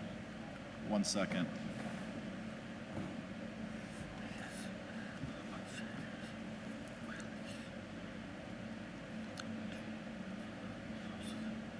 About 4%. Yeah. You know, I guess I would just say that if we're kind of need instant decisions here, that I would take the tower out of there, the tower monuments and foundations, just to cut back on the costs a little bit. And I don't know what the decorative lighting is. If it's the lighting of the intersection, you know, I think that's one thing. If it's kind of just more decorative lighting, I would pull that off. I think that would help us keep our costs in line and still do what you're trying to do, which is create an entry. Mayor, can I, just to add on to Jamie's comment in terms of the monuments, that is probably one of those elements that's, in terms of priority, probably on about third place or last place right now. Right. I suspect that will be one that will take a little bit more work. The items that I'm most concerned of right now are kind of that 1.1 through 1.6, if you will. It's the decorative central island, the two-toned concrete splitter islands, the treatment of the boulevards and the median landscaping, the crosswalks, decorative lighting. Some of those elements are the ones that are the most urgent. And the towers, we have some time on that. And we would also have some time, I think, on the sailboat element. That's probably going to have to be dealt with in the future a bit. Mayor, if I could just follow up to Jamie's comment and question. I think the committee, and if you followed my motion, I said subject to the cost, and I think the cost is always going to be an issue. We need John to, I mean, he's given us a preliminary here, but I think that he wanted some direction, because if they start meeting the next couple weeks and find out some of these things are going to cost more, then certainly we'll need to know that before the meeting on July 28th, so we can determine what should be in there and what should not. And I think that's what he's looking for, is direction. Further discussion? Well, I'd just like to say we haven't done anything with the entrance down to the beach in over 60 years. And with with the city coming up on their 150th anniversary, we thought this would be a good time to put in this streetscape. And doing the work with South Washington, going to put a mini roundabout there. Now's the time to do it. If we're ever going to do it, this is the time, because if we had to do this later on, a year from now, it costs a lot more, because we're going to use the same construction team working on this thing, so hopefully the cost will be less than it is. I question it too about the cost, but that's what it takes nowadays to get anything done. Things aren't cheap anymore, but it is part of the 150th anniversary. Try to update it. We're going to have new parking down there. It's just part of going ahead with that South Washington project to make it look like a great area as you go down to the beach area. Further discussion? Ron, I 100% agree with you. The other thing to keep in mind, though, is since we're getting away with the stoplight at Willow and crosswalk, and it shows a deduct to the contract, but it's really an add-on. Is that supposed to be an add-on or a deduct? The 1.4, the two colored crosswalks. Yeah, Larry, we're trying not to get into the details tonight. That's part of the issue here. Matt, did you have something? I was just gonna say, by not putting a stoplight in at Washington and Willow, we're saving $150,000 by that alone. So, I mean, that's something to be figured in as well, but I do agree with Ron's comments on that, and I think it's gonna be exciting to see what comes to be the final bid or project or anything like that, so more to come. So just a final thing before you take the vote. So Larry's trying to speak there, and I know several people have issues about probably some of the detail. And I know John and the subcommittee, Matt and Natalie and whoever else is interested, you're going to call some type of meeting and discuss some of those details, and please do that in the next couple of weeks. Yep. Further discussion? Okay, I'm going to call the vote. Josephson? Aye. Wenner? Aye. Sookie? Aye. Okie? Aye. Lai? Aye. Imholt? Aye. Mark Zurichson? Aye. Zeman? Aye. The motion carries. So, can I just interrupt you? Any way we can call Amy and see if she can turn the air off with her phone or something? I thought that gal the other day used her phone to turn it off. When I asked Amy to shut it off, she had called the maintenance guy to shut it off, so. She what? Amy had to call the maintenance guy to get it shut off, so I'll text her. Okay. It's gonna start to snow pretty soon. I think I'm gonna wear that new vest. Yeah. Bruce probably thinks it's great in here, but I think it's freezing. Man, it's still warm. Oh, no. I'm gonna have to leave if you Come turn it over on. here and sit. You must not be under Yeah, a I don't fan. think it's as strong. All right, Bruce. All right, item E is, I believe you all received a memo from City Administrator Kelsey Clem regarding the Green Steps program. We were recognized by the League of Minnesota Cities as accomplishing step 2 in the Green Steps program. I don't know, was that a virtual pat on the back that you got, Kelsey, or did they Kind just send us the plaque? The award is in the mail, I think, is what they Award told in the me. mail. Anyway, so we just want to make sure the city is recognized as accomplishing step 2 in the Green Steps program. We also have some volunteers that are willing to spend time and help the city accomplish the next steps and use volunteer time instead of all city staff time to do that. So hopefully as a Public Works and as a individual council person, I encourage us to listen to those folks and be willing to work with them. I don't know if there's any other further discussion on that. If not, I'll go to item G, which is approving the cost for the city's share of the mill and overlay of 290th Avenue. Public Works Committee recommends approval, and I so move. Second. Motion's been made and seconded to approve the cost for the city's share of the mill and overlay of 290th Avenue. It worked. Yeah, good job. Discussion on the motion. I'll call a roll call vote. Okie? Aye. Imhold? Aye. Bly? Aye. Wenner? Aye. Josephson? Aye. Sookie? Aye. Zeman? Aye. Mark Zurichson? Aye. Did I get everybody? I think so. Motion passes. Item H is a resolution authorizing a preliminary engineering report for Long Bridge Heights Phase 4. Public Works Committee recommends approval, and I so move. Second. Motion's been made and seconded to approve authorizing a preliminary engineering report for Long Bridge Heights Phase 4. Discussion on the motion? I'll call a roll call vote. Sookie? Aye. Josephson? Aye. Wenner?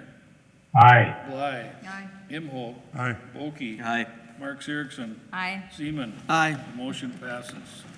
Ayes are coming. The item I is just a note for council that on July 28th at 5:30, there will be an informational meeting to the public regarding the Westlake Drive project.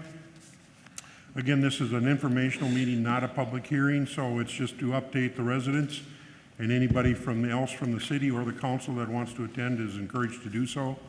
It will be directly after that other special council meeting. The next item on the agenda is the city engineer's monthly project status update. Bruce, if I can go back to I for a minute? Yeah. How do we notify those residents? Do we send out letters again? We'll send a notice to our mailing list. Okay, thank you. One thing I wanted to clarify, I think the Public Works Committee decided we were going to have it here. I think the agenda said pavilion, but I think we were going to have it here was the plan. You're not allowed to pass out Vokey stickers, though, at that night. Okay, Bruce. City engineer's report. All right, Mayor and Council, try to hit, again, the high points here off of our monthly status report. Randolph Road is effectively wrapped up, minor items there. MnDOT's getting started with the other component of that project being the signals on Highway 10. That'll take a number of weeks to complete here over the rest of the construction season. Moving on to item 3, nothing to report, that's Westlake Drive, Legion to County Road 6. Working through some further challenges with that related to the archaeological study that we've been told we need to do. We have some challenges with that that are associated to the right-of-way and the existence of the right-of-way. So, again, we will have a public meeting on that at the end of the month to try to update the residents on where we're at and where we expect to go. More to come. Nothing to report on number 4. Number 5, West Avenue and Willow Street project. This is the large project from last year. 99% complete with that. Again, just some minor completion correction stuff, turf maintenance, things of that nature, but otherwise, that's effectively complete. Number 6, nothing to report. Number 7, South Washington Avenue project.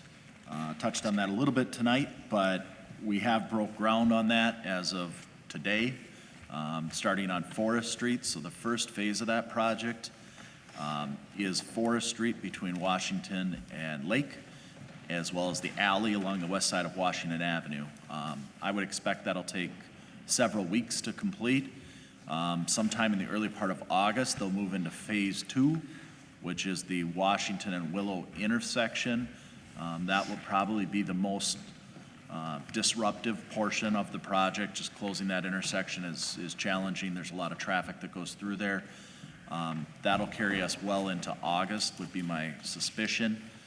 They can't start moving south of that intersection on Washington until phase 1, until that alley is complete, to provide those folks access again, and we don't trap them from both sides. They can move down to North Shore Drive, but can't go past or into North Shore Drive until the Willow Street intersection's done. So that's kind of the progression.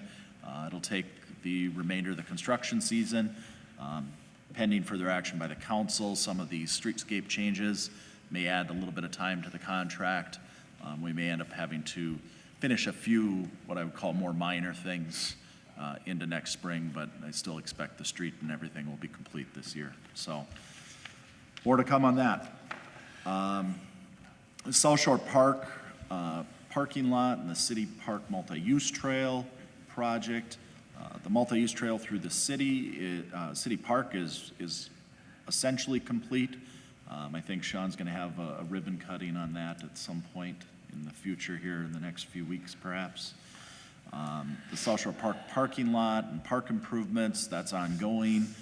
The parking lot, we have curb and gutter, getting ready to pave, hopefully this week. They've got kind of the trail through the park, probably 3/4 of the way done, and a bunch of the grading. At this point, we're kind of in a hold pattern, waiting for them to finish up the shelter. But things are starting to come together out there. Long Pine Estates Phase 2, that contract's been awarded.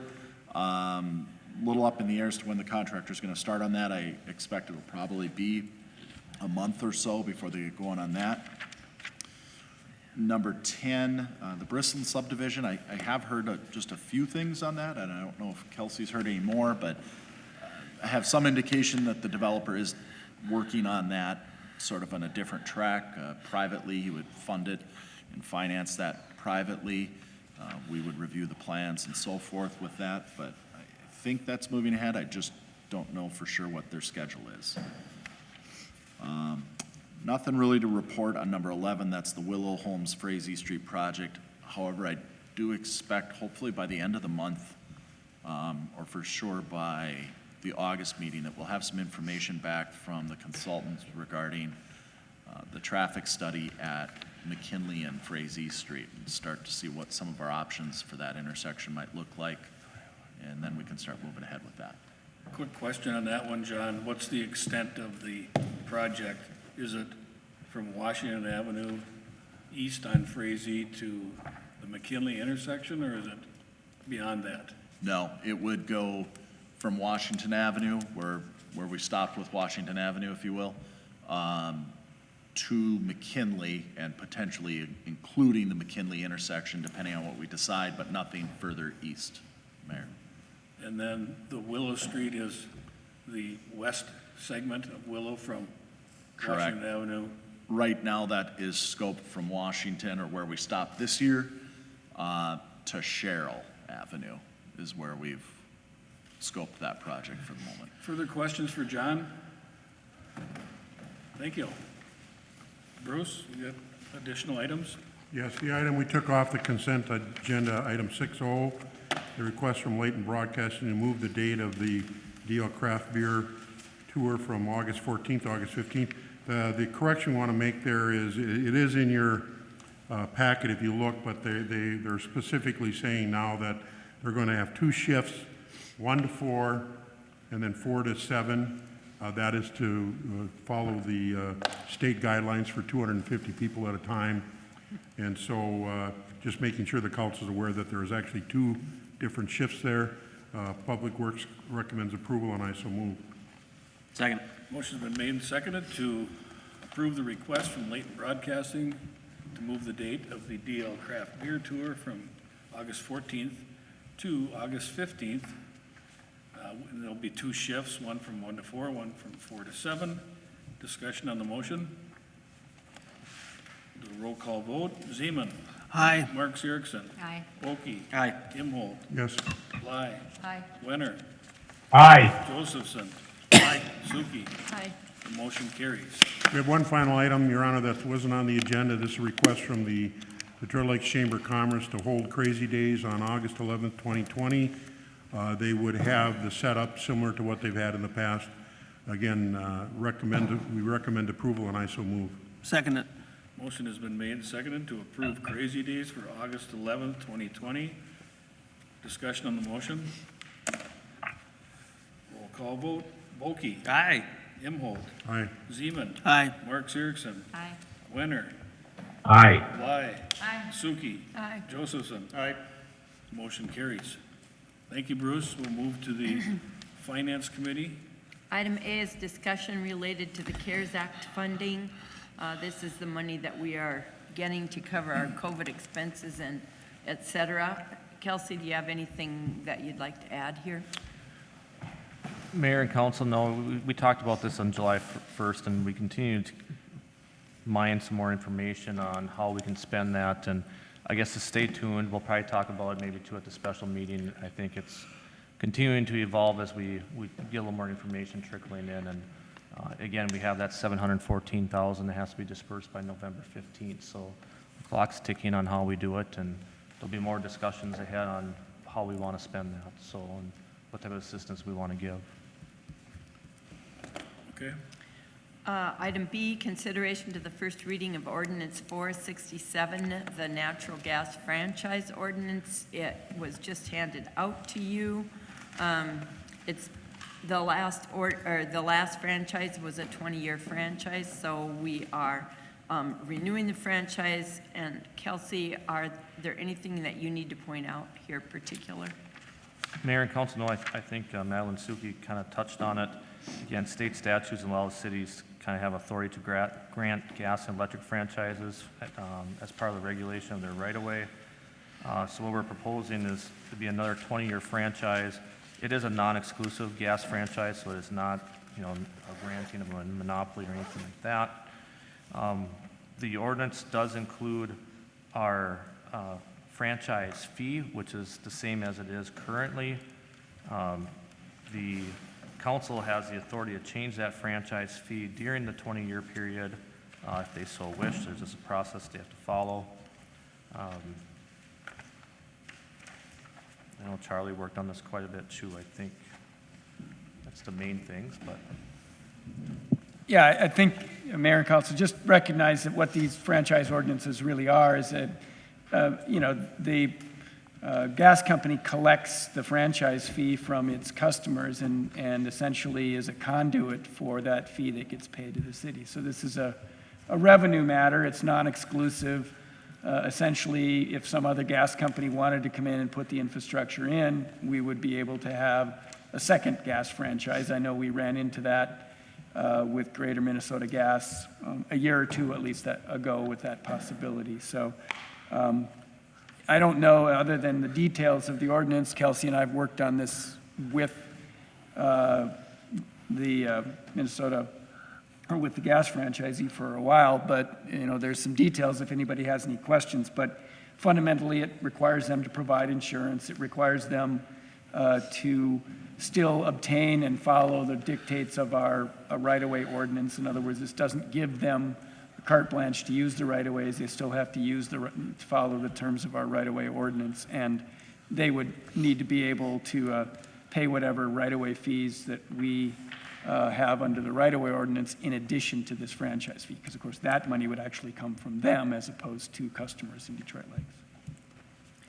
The Finance Committee will point out that the franchise fee that we charge, the company gets passed on to our citizens, so there is really no expense to us at this point. So it doesn't make sense to raise the franchise fee because they'll just pass it on to our own people and raise their fees. So with all of that information, the Finance Committee moves to accept first reading of Ordinance 467. Second it. Motion's been made and seconded to approve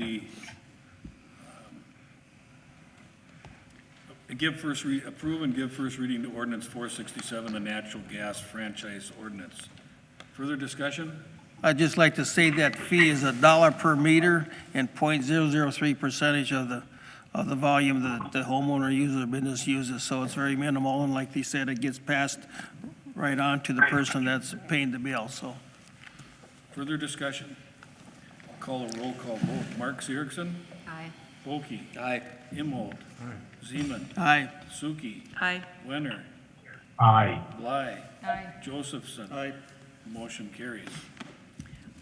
The item C is consideration to accepting the quotes for the fire alarm system at the library and awarding the project to Johnson Controls. There were 2 quotes. Johnson Controls was the best quote. This is money that is coming from their maintenance fund, and the Finance Committee reviewed the quotes and moves to accept and award the project to Johnson Controls. Second.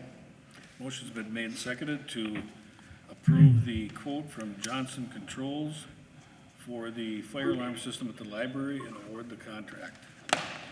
Discussion on the motion? Roll call vote. Wenner. Aye. Sookie. Aye. Josephson. Aye. Bly. Aye. Okie. Aye. Imholt. Aye. Zeman. Aye. Mark Zeriksen. Aye. Motion carries.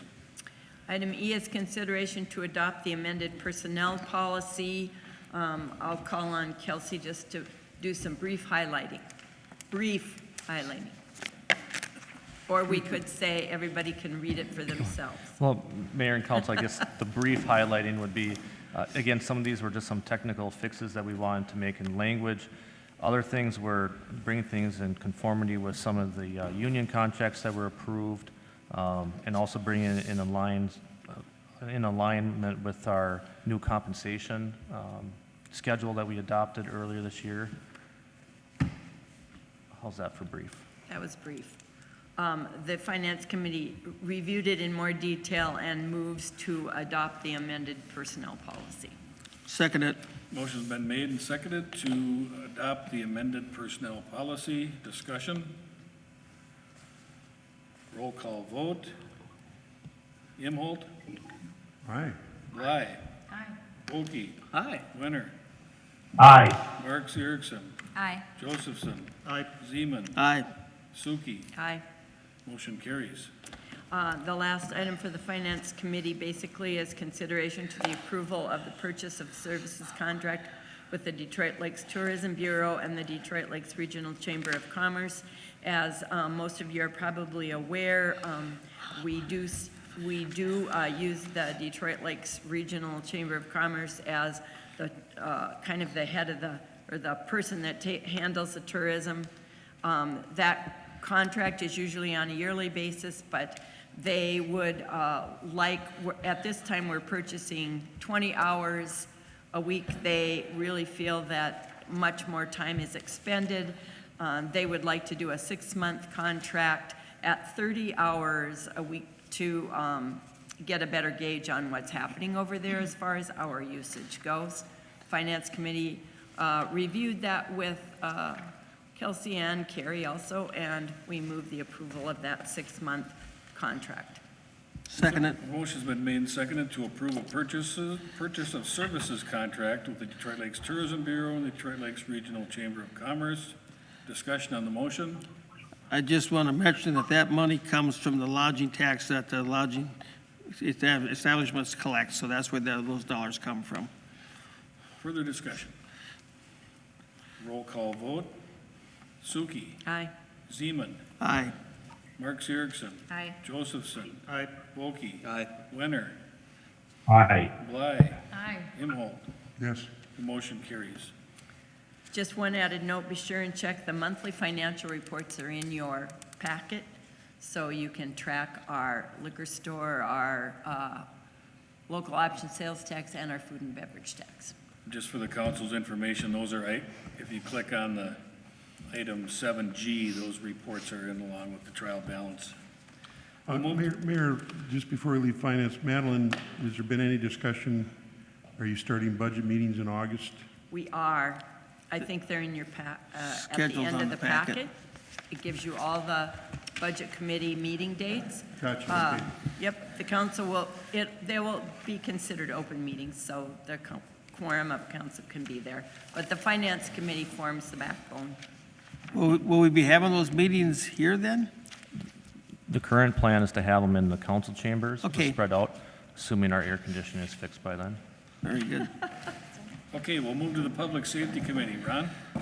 Okay, I'm going to call on Chief Todd to give us a little report here on discussion of the diversion program for Becker County with the Human Services, and also to have him give us I've had a lot of questions about how did the 4th of July go for the police department. So Chief Todd, if you could go over the podium and give us an update, I appreciate it.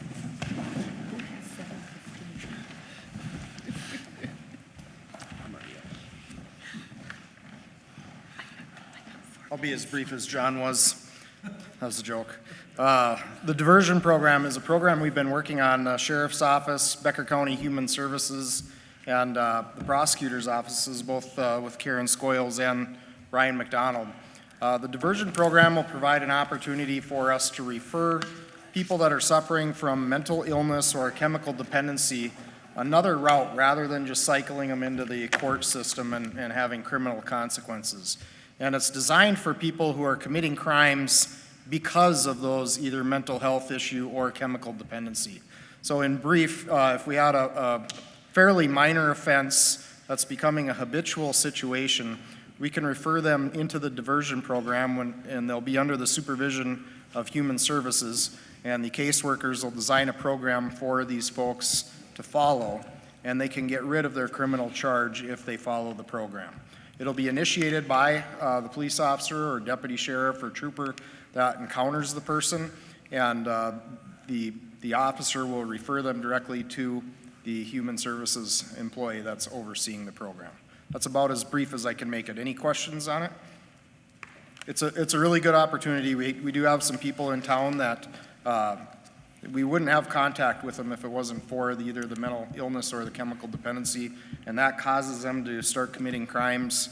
And if we can deal with the core issue, it'll solve a repetitive problem, and it'll solve it long-term rather than just dumping them in jail for 2 days and giving them a $250 fine. Chief, is that the same group that's also part of White Earth and Monoman County? No. Okay, that's a different Yes. interdisciplinary team? Correct. Are these people that already have diagnoses, or are your staff diagnosing them?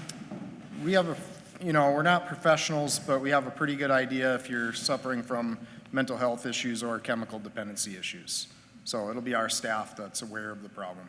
And this is an entire new program, correct? It's new, yes. And again, Emma Wortman from Human Services has really been the kind of the leader on the project, but there's been some county commissioners involved as well as the groups that I mentioned earlier.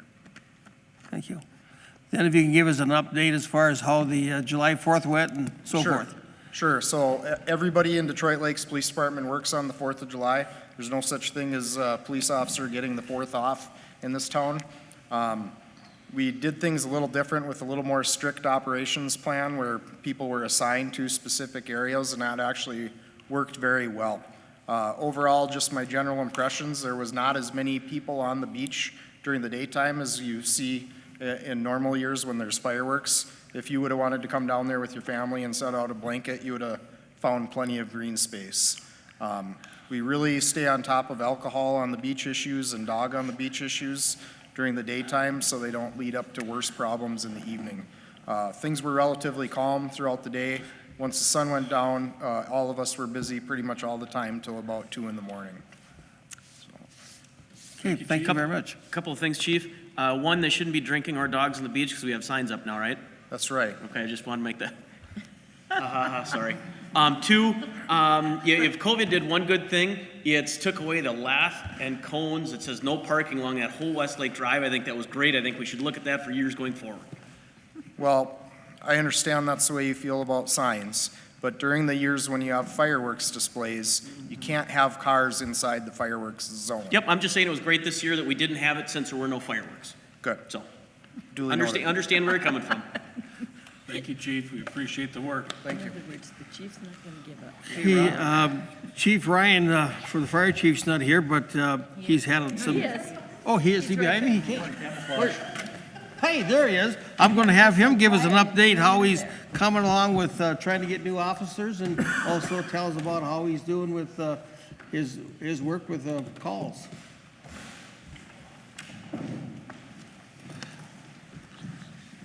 Should have sat closer than I walked so far. Boy, if I was chairman of that committee, I'd be embarrassed. Geez, I apologize to you, Ryan. Not very often I go unnoticed. So we ran an open house along with other departments in the county back in June. We had 4 individuals come down, and we were able to pick up a 5th. As far as getting the testing done, they all met with Glory, did the written test with the city. We were able to interview 4 of them. The 5th one, we'll be actually doing the interview portion of his exam tomorrow night. And then we are going to proceed on moving forward. So looking like we have some pretty good candidates right now. And hopefully by the time we're done with this, we should be hopefully back up into the 25, 26 members back on the department if everything goes as a plan. So that's where we're at as far as our membership goes right now.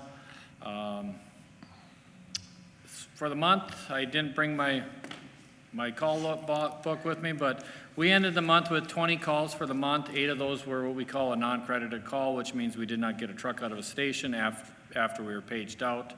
So out of those 12 calls, we logged right around 233 hours on those calls for the month, and then we also had 183 meeting/training hours for the month of June. So, still it adds up really fast when you start to, put it all together. So, anything else that I'm missing? Well, I guess I should mention that we've got budget coming up here in August, and the fire department's a big part of that.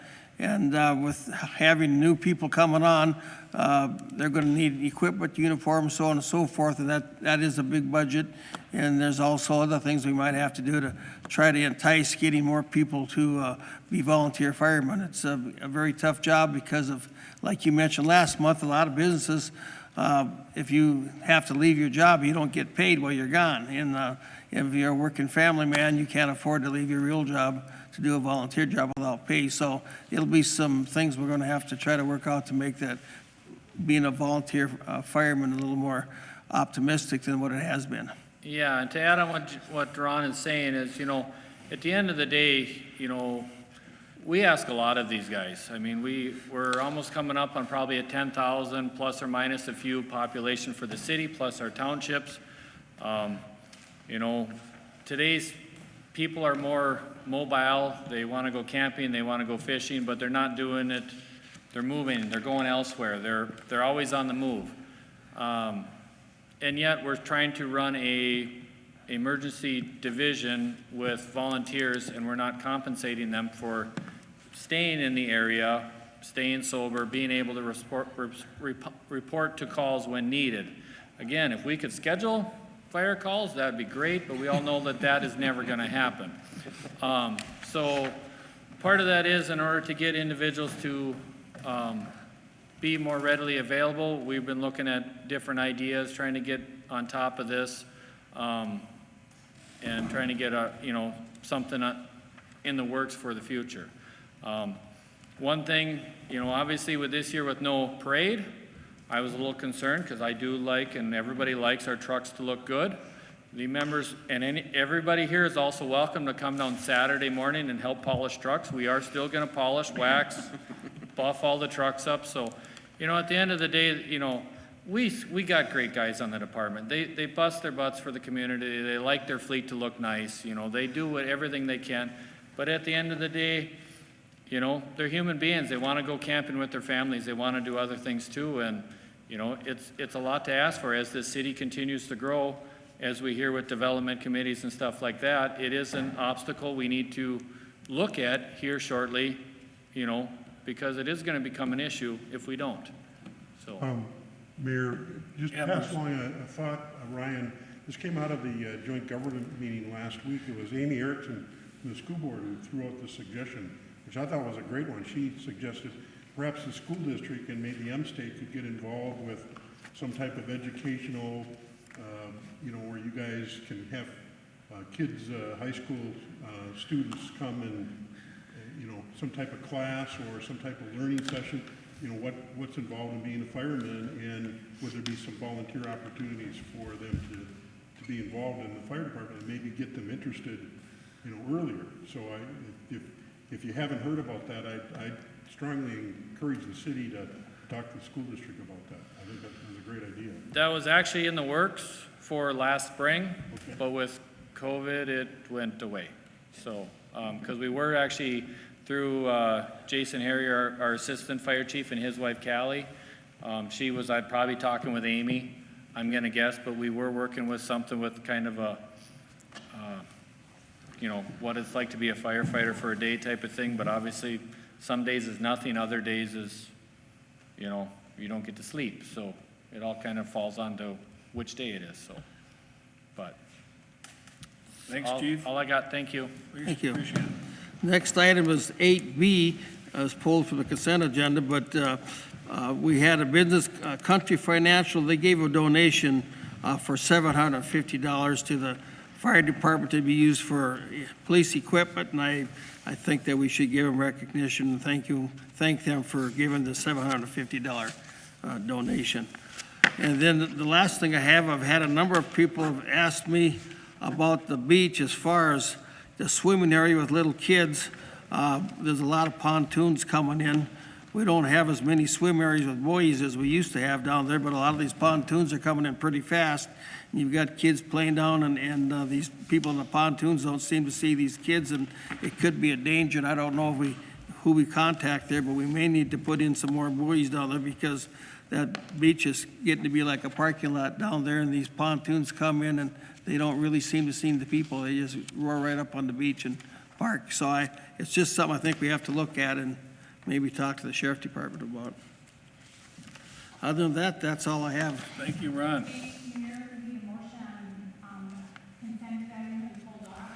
Okay, we should make a motion resolution to accepting the donation. So I'll make that motion. Is there a second? Second. Motion is made and seconded to approve the donation from Country Financial for our fire department. Discussion? Roll call vote. Zeman. Aye. Mark Erickson. Aye. Okie. Aye. Imhold. Bly. Aye. Winner. Aye. Josephson. Aye. Sookie. Aye. Motion carries. Thank you, Ron. Anything from the liquor gambling control? Pam? Nope, nothing from the Fun and Excitement Committee. I think we have one item on the Public Utilities Commission, Madeline? We do. Let me get back up there.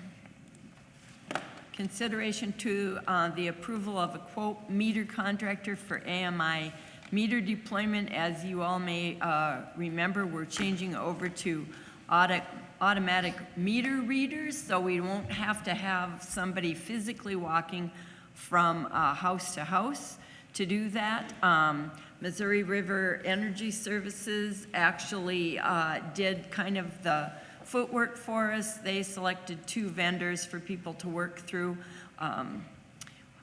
Vernell and his staff went through both of the quotes from each of the vendors and decided on Allegiant Utility Services out of Pequot Lakes, Minnesota. They were also, luckily enough, the cheapest, or gave us the best quote, but they also had the kind of communication between their system and our system that Vernell was pleased with. So the Public Commission, Utilities Commission reviewed that this morning, and we move to accept that quote with Allegiant. Second it. Motion's been made and seconded to approve the quote for a meter contractor, AMI meter deployment. Discussion on the motion? Roll call vote. Winner. Aye. Imhold. Aye. Bly. Aye. Sookie. Aye. Josephson. Aye. Zeman. Aye. Okie. Aye. Mark Siriksen. Aye. Motion passes. Okay, we're down, I think, to the mayor's agenda items. Item A is consideration to the resolution extending the declaration of emergency. Kelsey, do you want to just speak briefly on that? Yeah, Mayor and Council, you've seen this resolution before, and again, this resolution, just to clarify again, isn't any type of business closure or any other type of business impact measure. It just provides us with some flexibility with our city operations and how we can obtain funds or we can seek additional support. Also gives us some flexibility with staffing and hours of operation. I think the one reason why I would recommend that we still do it is it provides the ability to do what we're doing tonight with the, basically through the Zoom link. The statute allows us to have members remote in, but if it wasn't during a time of pandemic, whoever would be remoting in would actually have to make their place available for public access. So that kind of defeats the whole purpose of why we would even have them Zoom in if it's during a pandemic. So I think for that reason alone, I think it's worthwhile to keep the disaster or the emergency declaration continued. I would entertain a motion to extend the declaration. Second it. Motion's been made and seconded to extend the declaration of emergency. Discussion? Is there any length of time that we can go, or? This goes to the next meeting. I think as long as we do go every 30-day increments. But I mean, can we just keep extending this on, or is this As far as our I new know. normal, I can or respond what? to that question, Alderman Boki. Yes, and the literal answer to the question would be yes. Okay. Similar, the same question gets posed sometimes with regard to the governor's orders. And the literal answer to that question is yes, unless the legislature restricts it, and the legislature has not restricted it. Excellent. Thank you, Charlie. Okay, I'm going to call roll call vote for approval. Mark Siriksen. Aye. Zeman. Aye. Imhold. Yes. Okie. Aye. Wenner. Aye. Bly. Aye. Sookie. Aye. Josephson, the motion carries. I've got some. Did I? He Did I hadn't miss it? voted yet before you said. Okay, sorry. It's still carried. You should say no. I think Dan was just fooling with you. I've got some recommendations of the council for some of our advisory boards. The term of John Wood in the library board is expiring on August 31, and he's not eligible to be reappointed. But I have talked to Connie Wood, and she's willing to go on to the library board, and I think she'd be very good. So I would recommend the name of Connie Wood for the library board. So moved. Second. Motion's been made and seconded to appoint Connie Wood to the library board. Roll call vote. Wenner. Aye. Sookie. Aye. Josephson. Okie. Aye. Bly. Aye. Imhoff. Aye. Zeman. Great choice, aye. Mark Siriksen. Aye. We've already appointed Janine Schneider to the library board. The term of Julie Berg in the Police Civil Service Commission is expiring at the end of September, and she served one 3-year term and is eligible to be reappointed. And I would like to recommend that we reappoint Julie to the Police Civil Service Commission. So move. Second. Motion's been made and seconded to reappoint Julie Berg to the Police Civil Service Commission. Discussion? I'll take a roll call vote. Zeman. Aye. Mark Siriksen. Aye. Okie. Aye. Imhoff. Aye. Bly. Aye. Wenner. Aye. Josephson. Aye. Sookie. Sorry, jumped on your vote this There are time. 3 members of the Airport Commission. I'd like to recommend reappointing Mark Green, Mark Hagan, and Howard Hansen. And I would entertain a motion for approval. So moved. Second. Motion's been made and seconded to reappoint Mark Green, Mark Hagan, and Howard Hansen to the Airport Commission. We have discussion. Discussion? Yep. Tonight, we have Tom Morgan's here. And Tom would like to be part of the Airport Commission. And as long as I've been on the city council, we used to have a separate city appointments for 3-year terms, three-year terms, and the county had theirs. And then what's been happening now, they get done with their 9 years on the city, then they flip-flop over to the county, and the county guy flips over to the city, so we're not able to have any new faces. And many of these people on the airport commission have been there 21 to 30-plus years. And it's nice to have people that want to serve, but we've got other people that would also like to serve.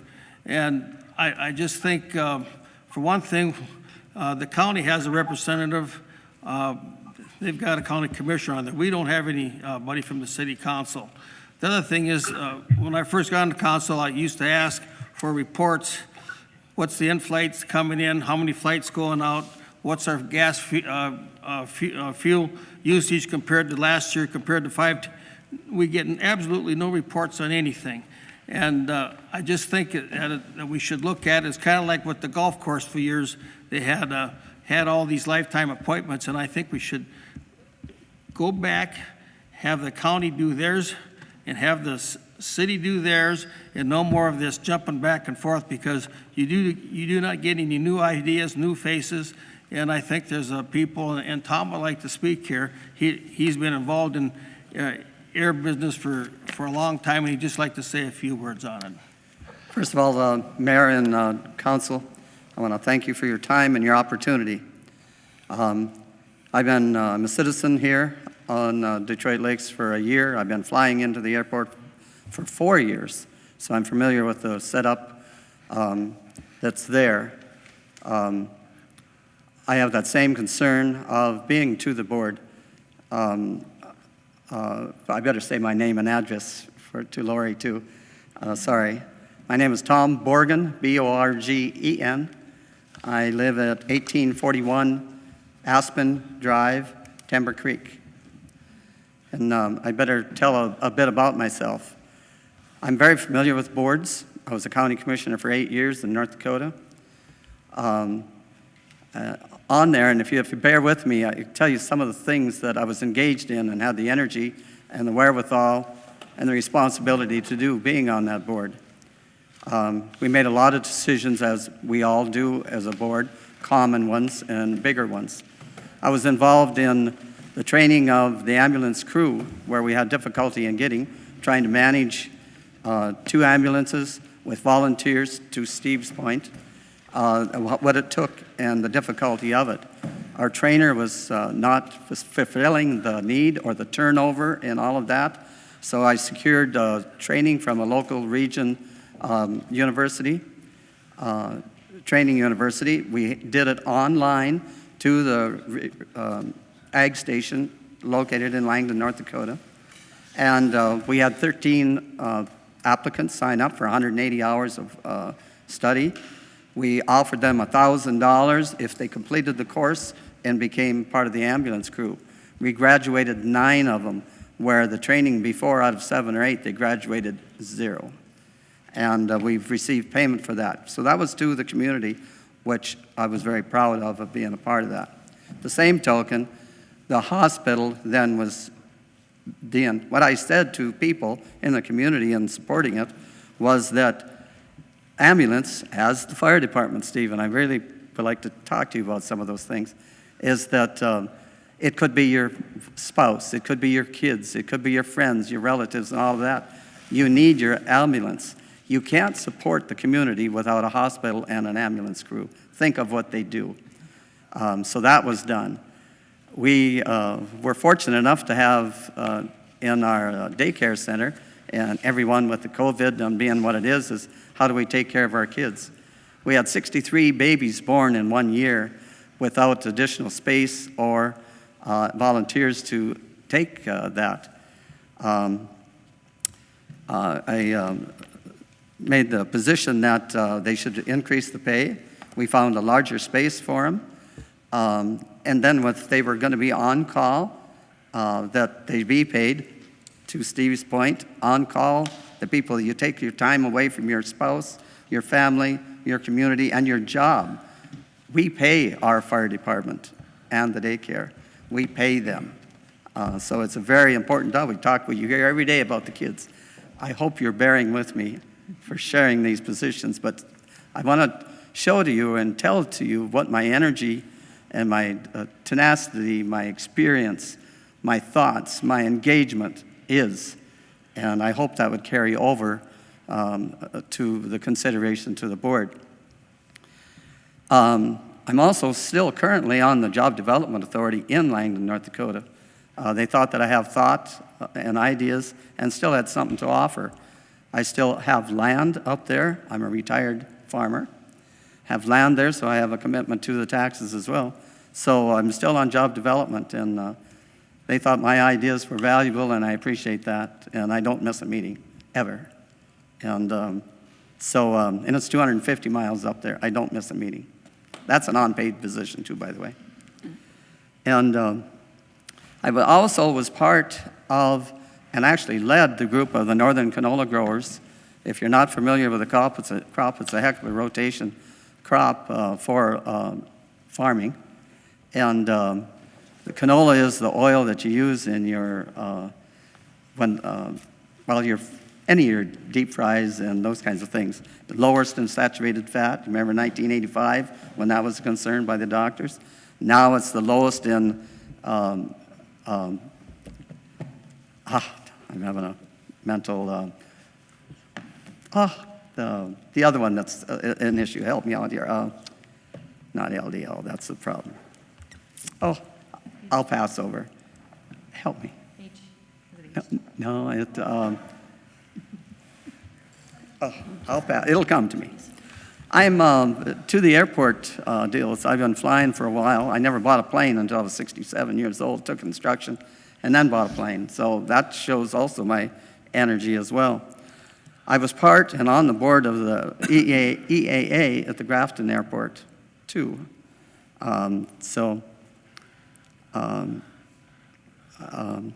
Some of those things, I guess, would carry over to that position on the board. I've always felt that when a board makeup that I always represented the people. I took my job very seriously and responsibly. I make better decisions when I get help from you, the people that I serve. I found out you make better decisions with that help. I found out sometimes a decision made too early is when you find more information, you found out it was the wrong decision. So if that not the right time, table it and address it again. I believe in policy and law because no one is surprised where you're coming from as a board or as a person or anything else. They know how to respond and to act, and then you can defend your position. I believe in that as well, strongly.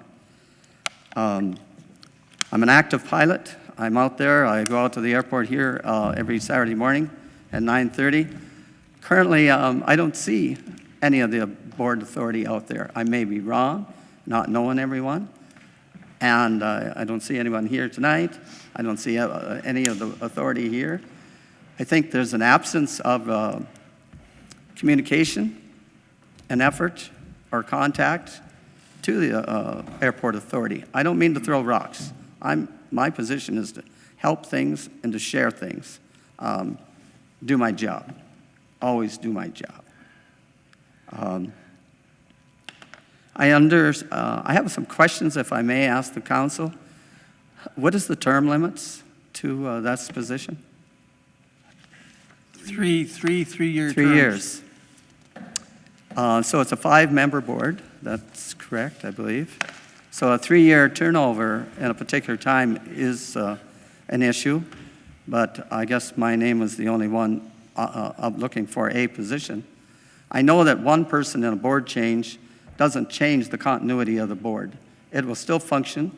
I work well together with the board. I think everything should come to the table, discussed, and then voted on. And in my opinion, that's how that should be said. You don't know actually when any board meetings at the airport authority are there. I thought there might be a board report on that large project that's going on out there at the airport. I think that should be important to all of us. And I imagine the county, the city, has revenues that are derived from that airport too. Those should be identified. Question: the airport authority has a budget, I imagine, too, and I understand all of those as well. So I don't know, I'm sure I've missed something. I'm going to go back to the northern canola growers. To get that crop labeled, to get crop protection products labeled for it, and to go through the farm program, I was to Washington, D.C. 35 times, unpaid, other than expenses. I took it away from my farm job and did that. So I've been before boards a lot, understand them, appreciate them. I really don't know how much more I could say, other than I wish and hope that you would consider my name to be appointed or elected to the Airport Authority. I thank you very much. Any questions? Thank you. Oh, I have, if I may, when would this be decided on? We have a motion and a second on the table to reappoint the 3 members that I recommended. And Tom, I'll certainly keep your name in my file, and when there's an available opening, I will certainly give you consideration at that time. But I thought from your statement that previously that there are 3 openings, and I didn't have an opportunity to speak to that before your recommendation. It'd be recommendation. And the second, I'm just asking. Well, the council can go against my recommendation by voting down the motion, and then we would have to propose another solution. So I don't know if that answers your question or not. Well, yeah, it's what your decision is what it will be. Okay. But, all right, thank you very much. Yeah, thank you. Further discussion? Well, going back to this situation that I mentioned about these lifetime terms, I sincerely hope, Mayor, that we can sit down and work this with the county and the city and have it so that each of us are doing our own decisions, so we don't have this flip-flopping where these are lifetime appointments. I just think it's gone on too much, and we're not, like Tom mentioned, the information we should be having. When's the last time you had a report from that, from the airport come here? We haven't had a report. When I first got on, me and Jim Hannon, for 2-3 years, asked, and we never got an answer, and so we just quit giving. But I think it's time that we get up to date and we really run this like we should be running and honor these terms the way they should be, not lifetime appointments. Okay, thank you. Further discussion? Just to clarify, like the airport commission meeting is a public meeting, you know, and I appreciate Mr. Morgan coming forth to volunteer, but I would encourage anybody, whether it's the airport commission or the park board or the development authority or whatever, if you're interested in those functions, please start coming to the meetings, show interest. Past mayor is always welcome, or is always welcoming about taking names for future appointments, so please do that. And just for the council's, and I talked to Ron about this, for the council's benefit, we're right in the middle of this huge construction project out there, and I felt it was appropriate to keep the same members on the commission until this is completed, so. Yes, sir. If I may, I made a statement of one person change on the board. The continuity will not change on that job, which is supposed to be complete in 2 weeks. There's never a notice of when there's a public meeting of the airport authority, and there's never been conversation of when it should and when it happens. I'm not gonna change my recommendation, Tom. I talked to these people in advance. I didn't know you were even interested.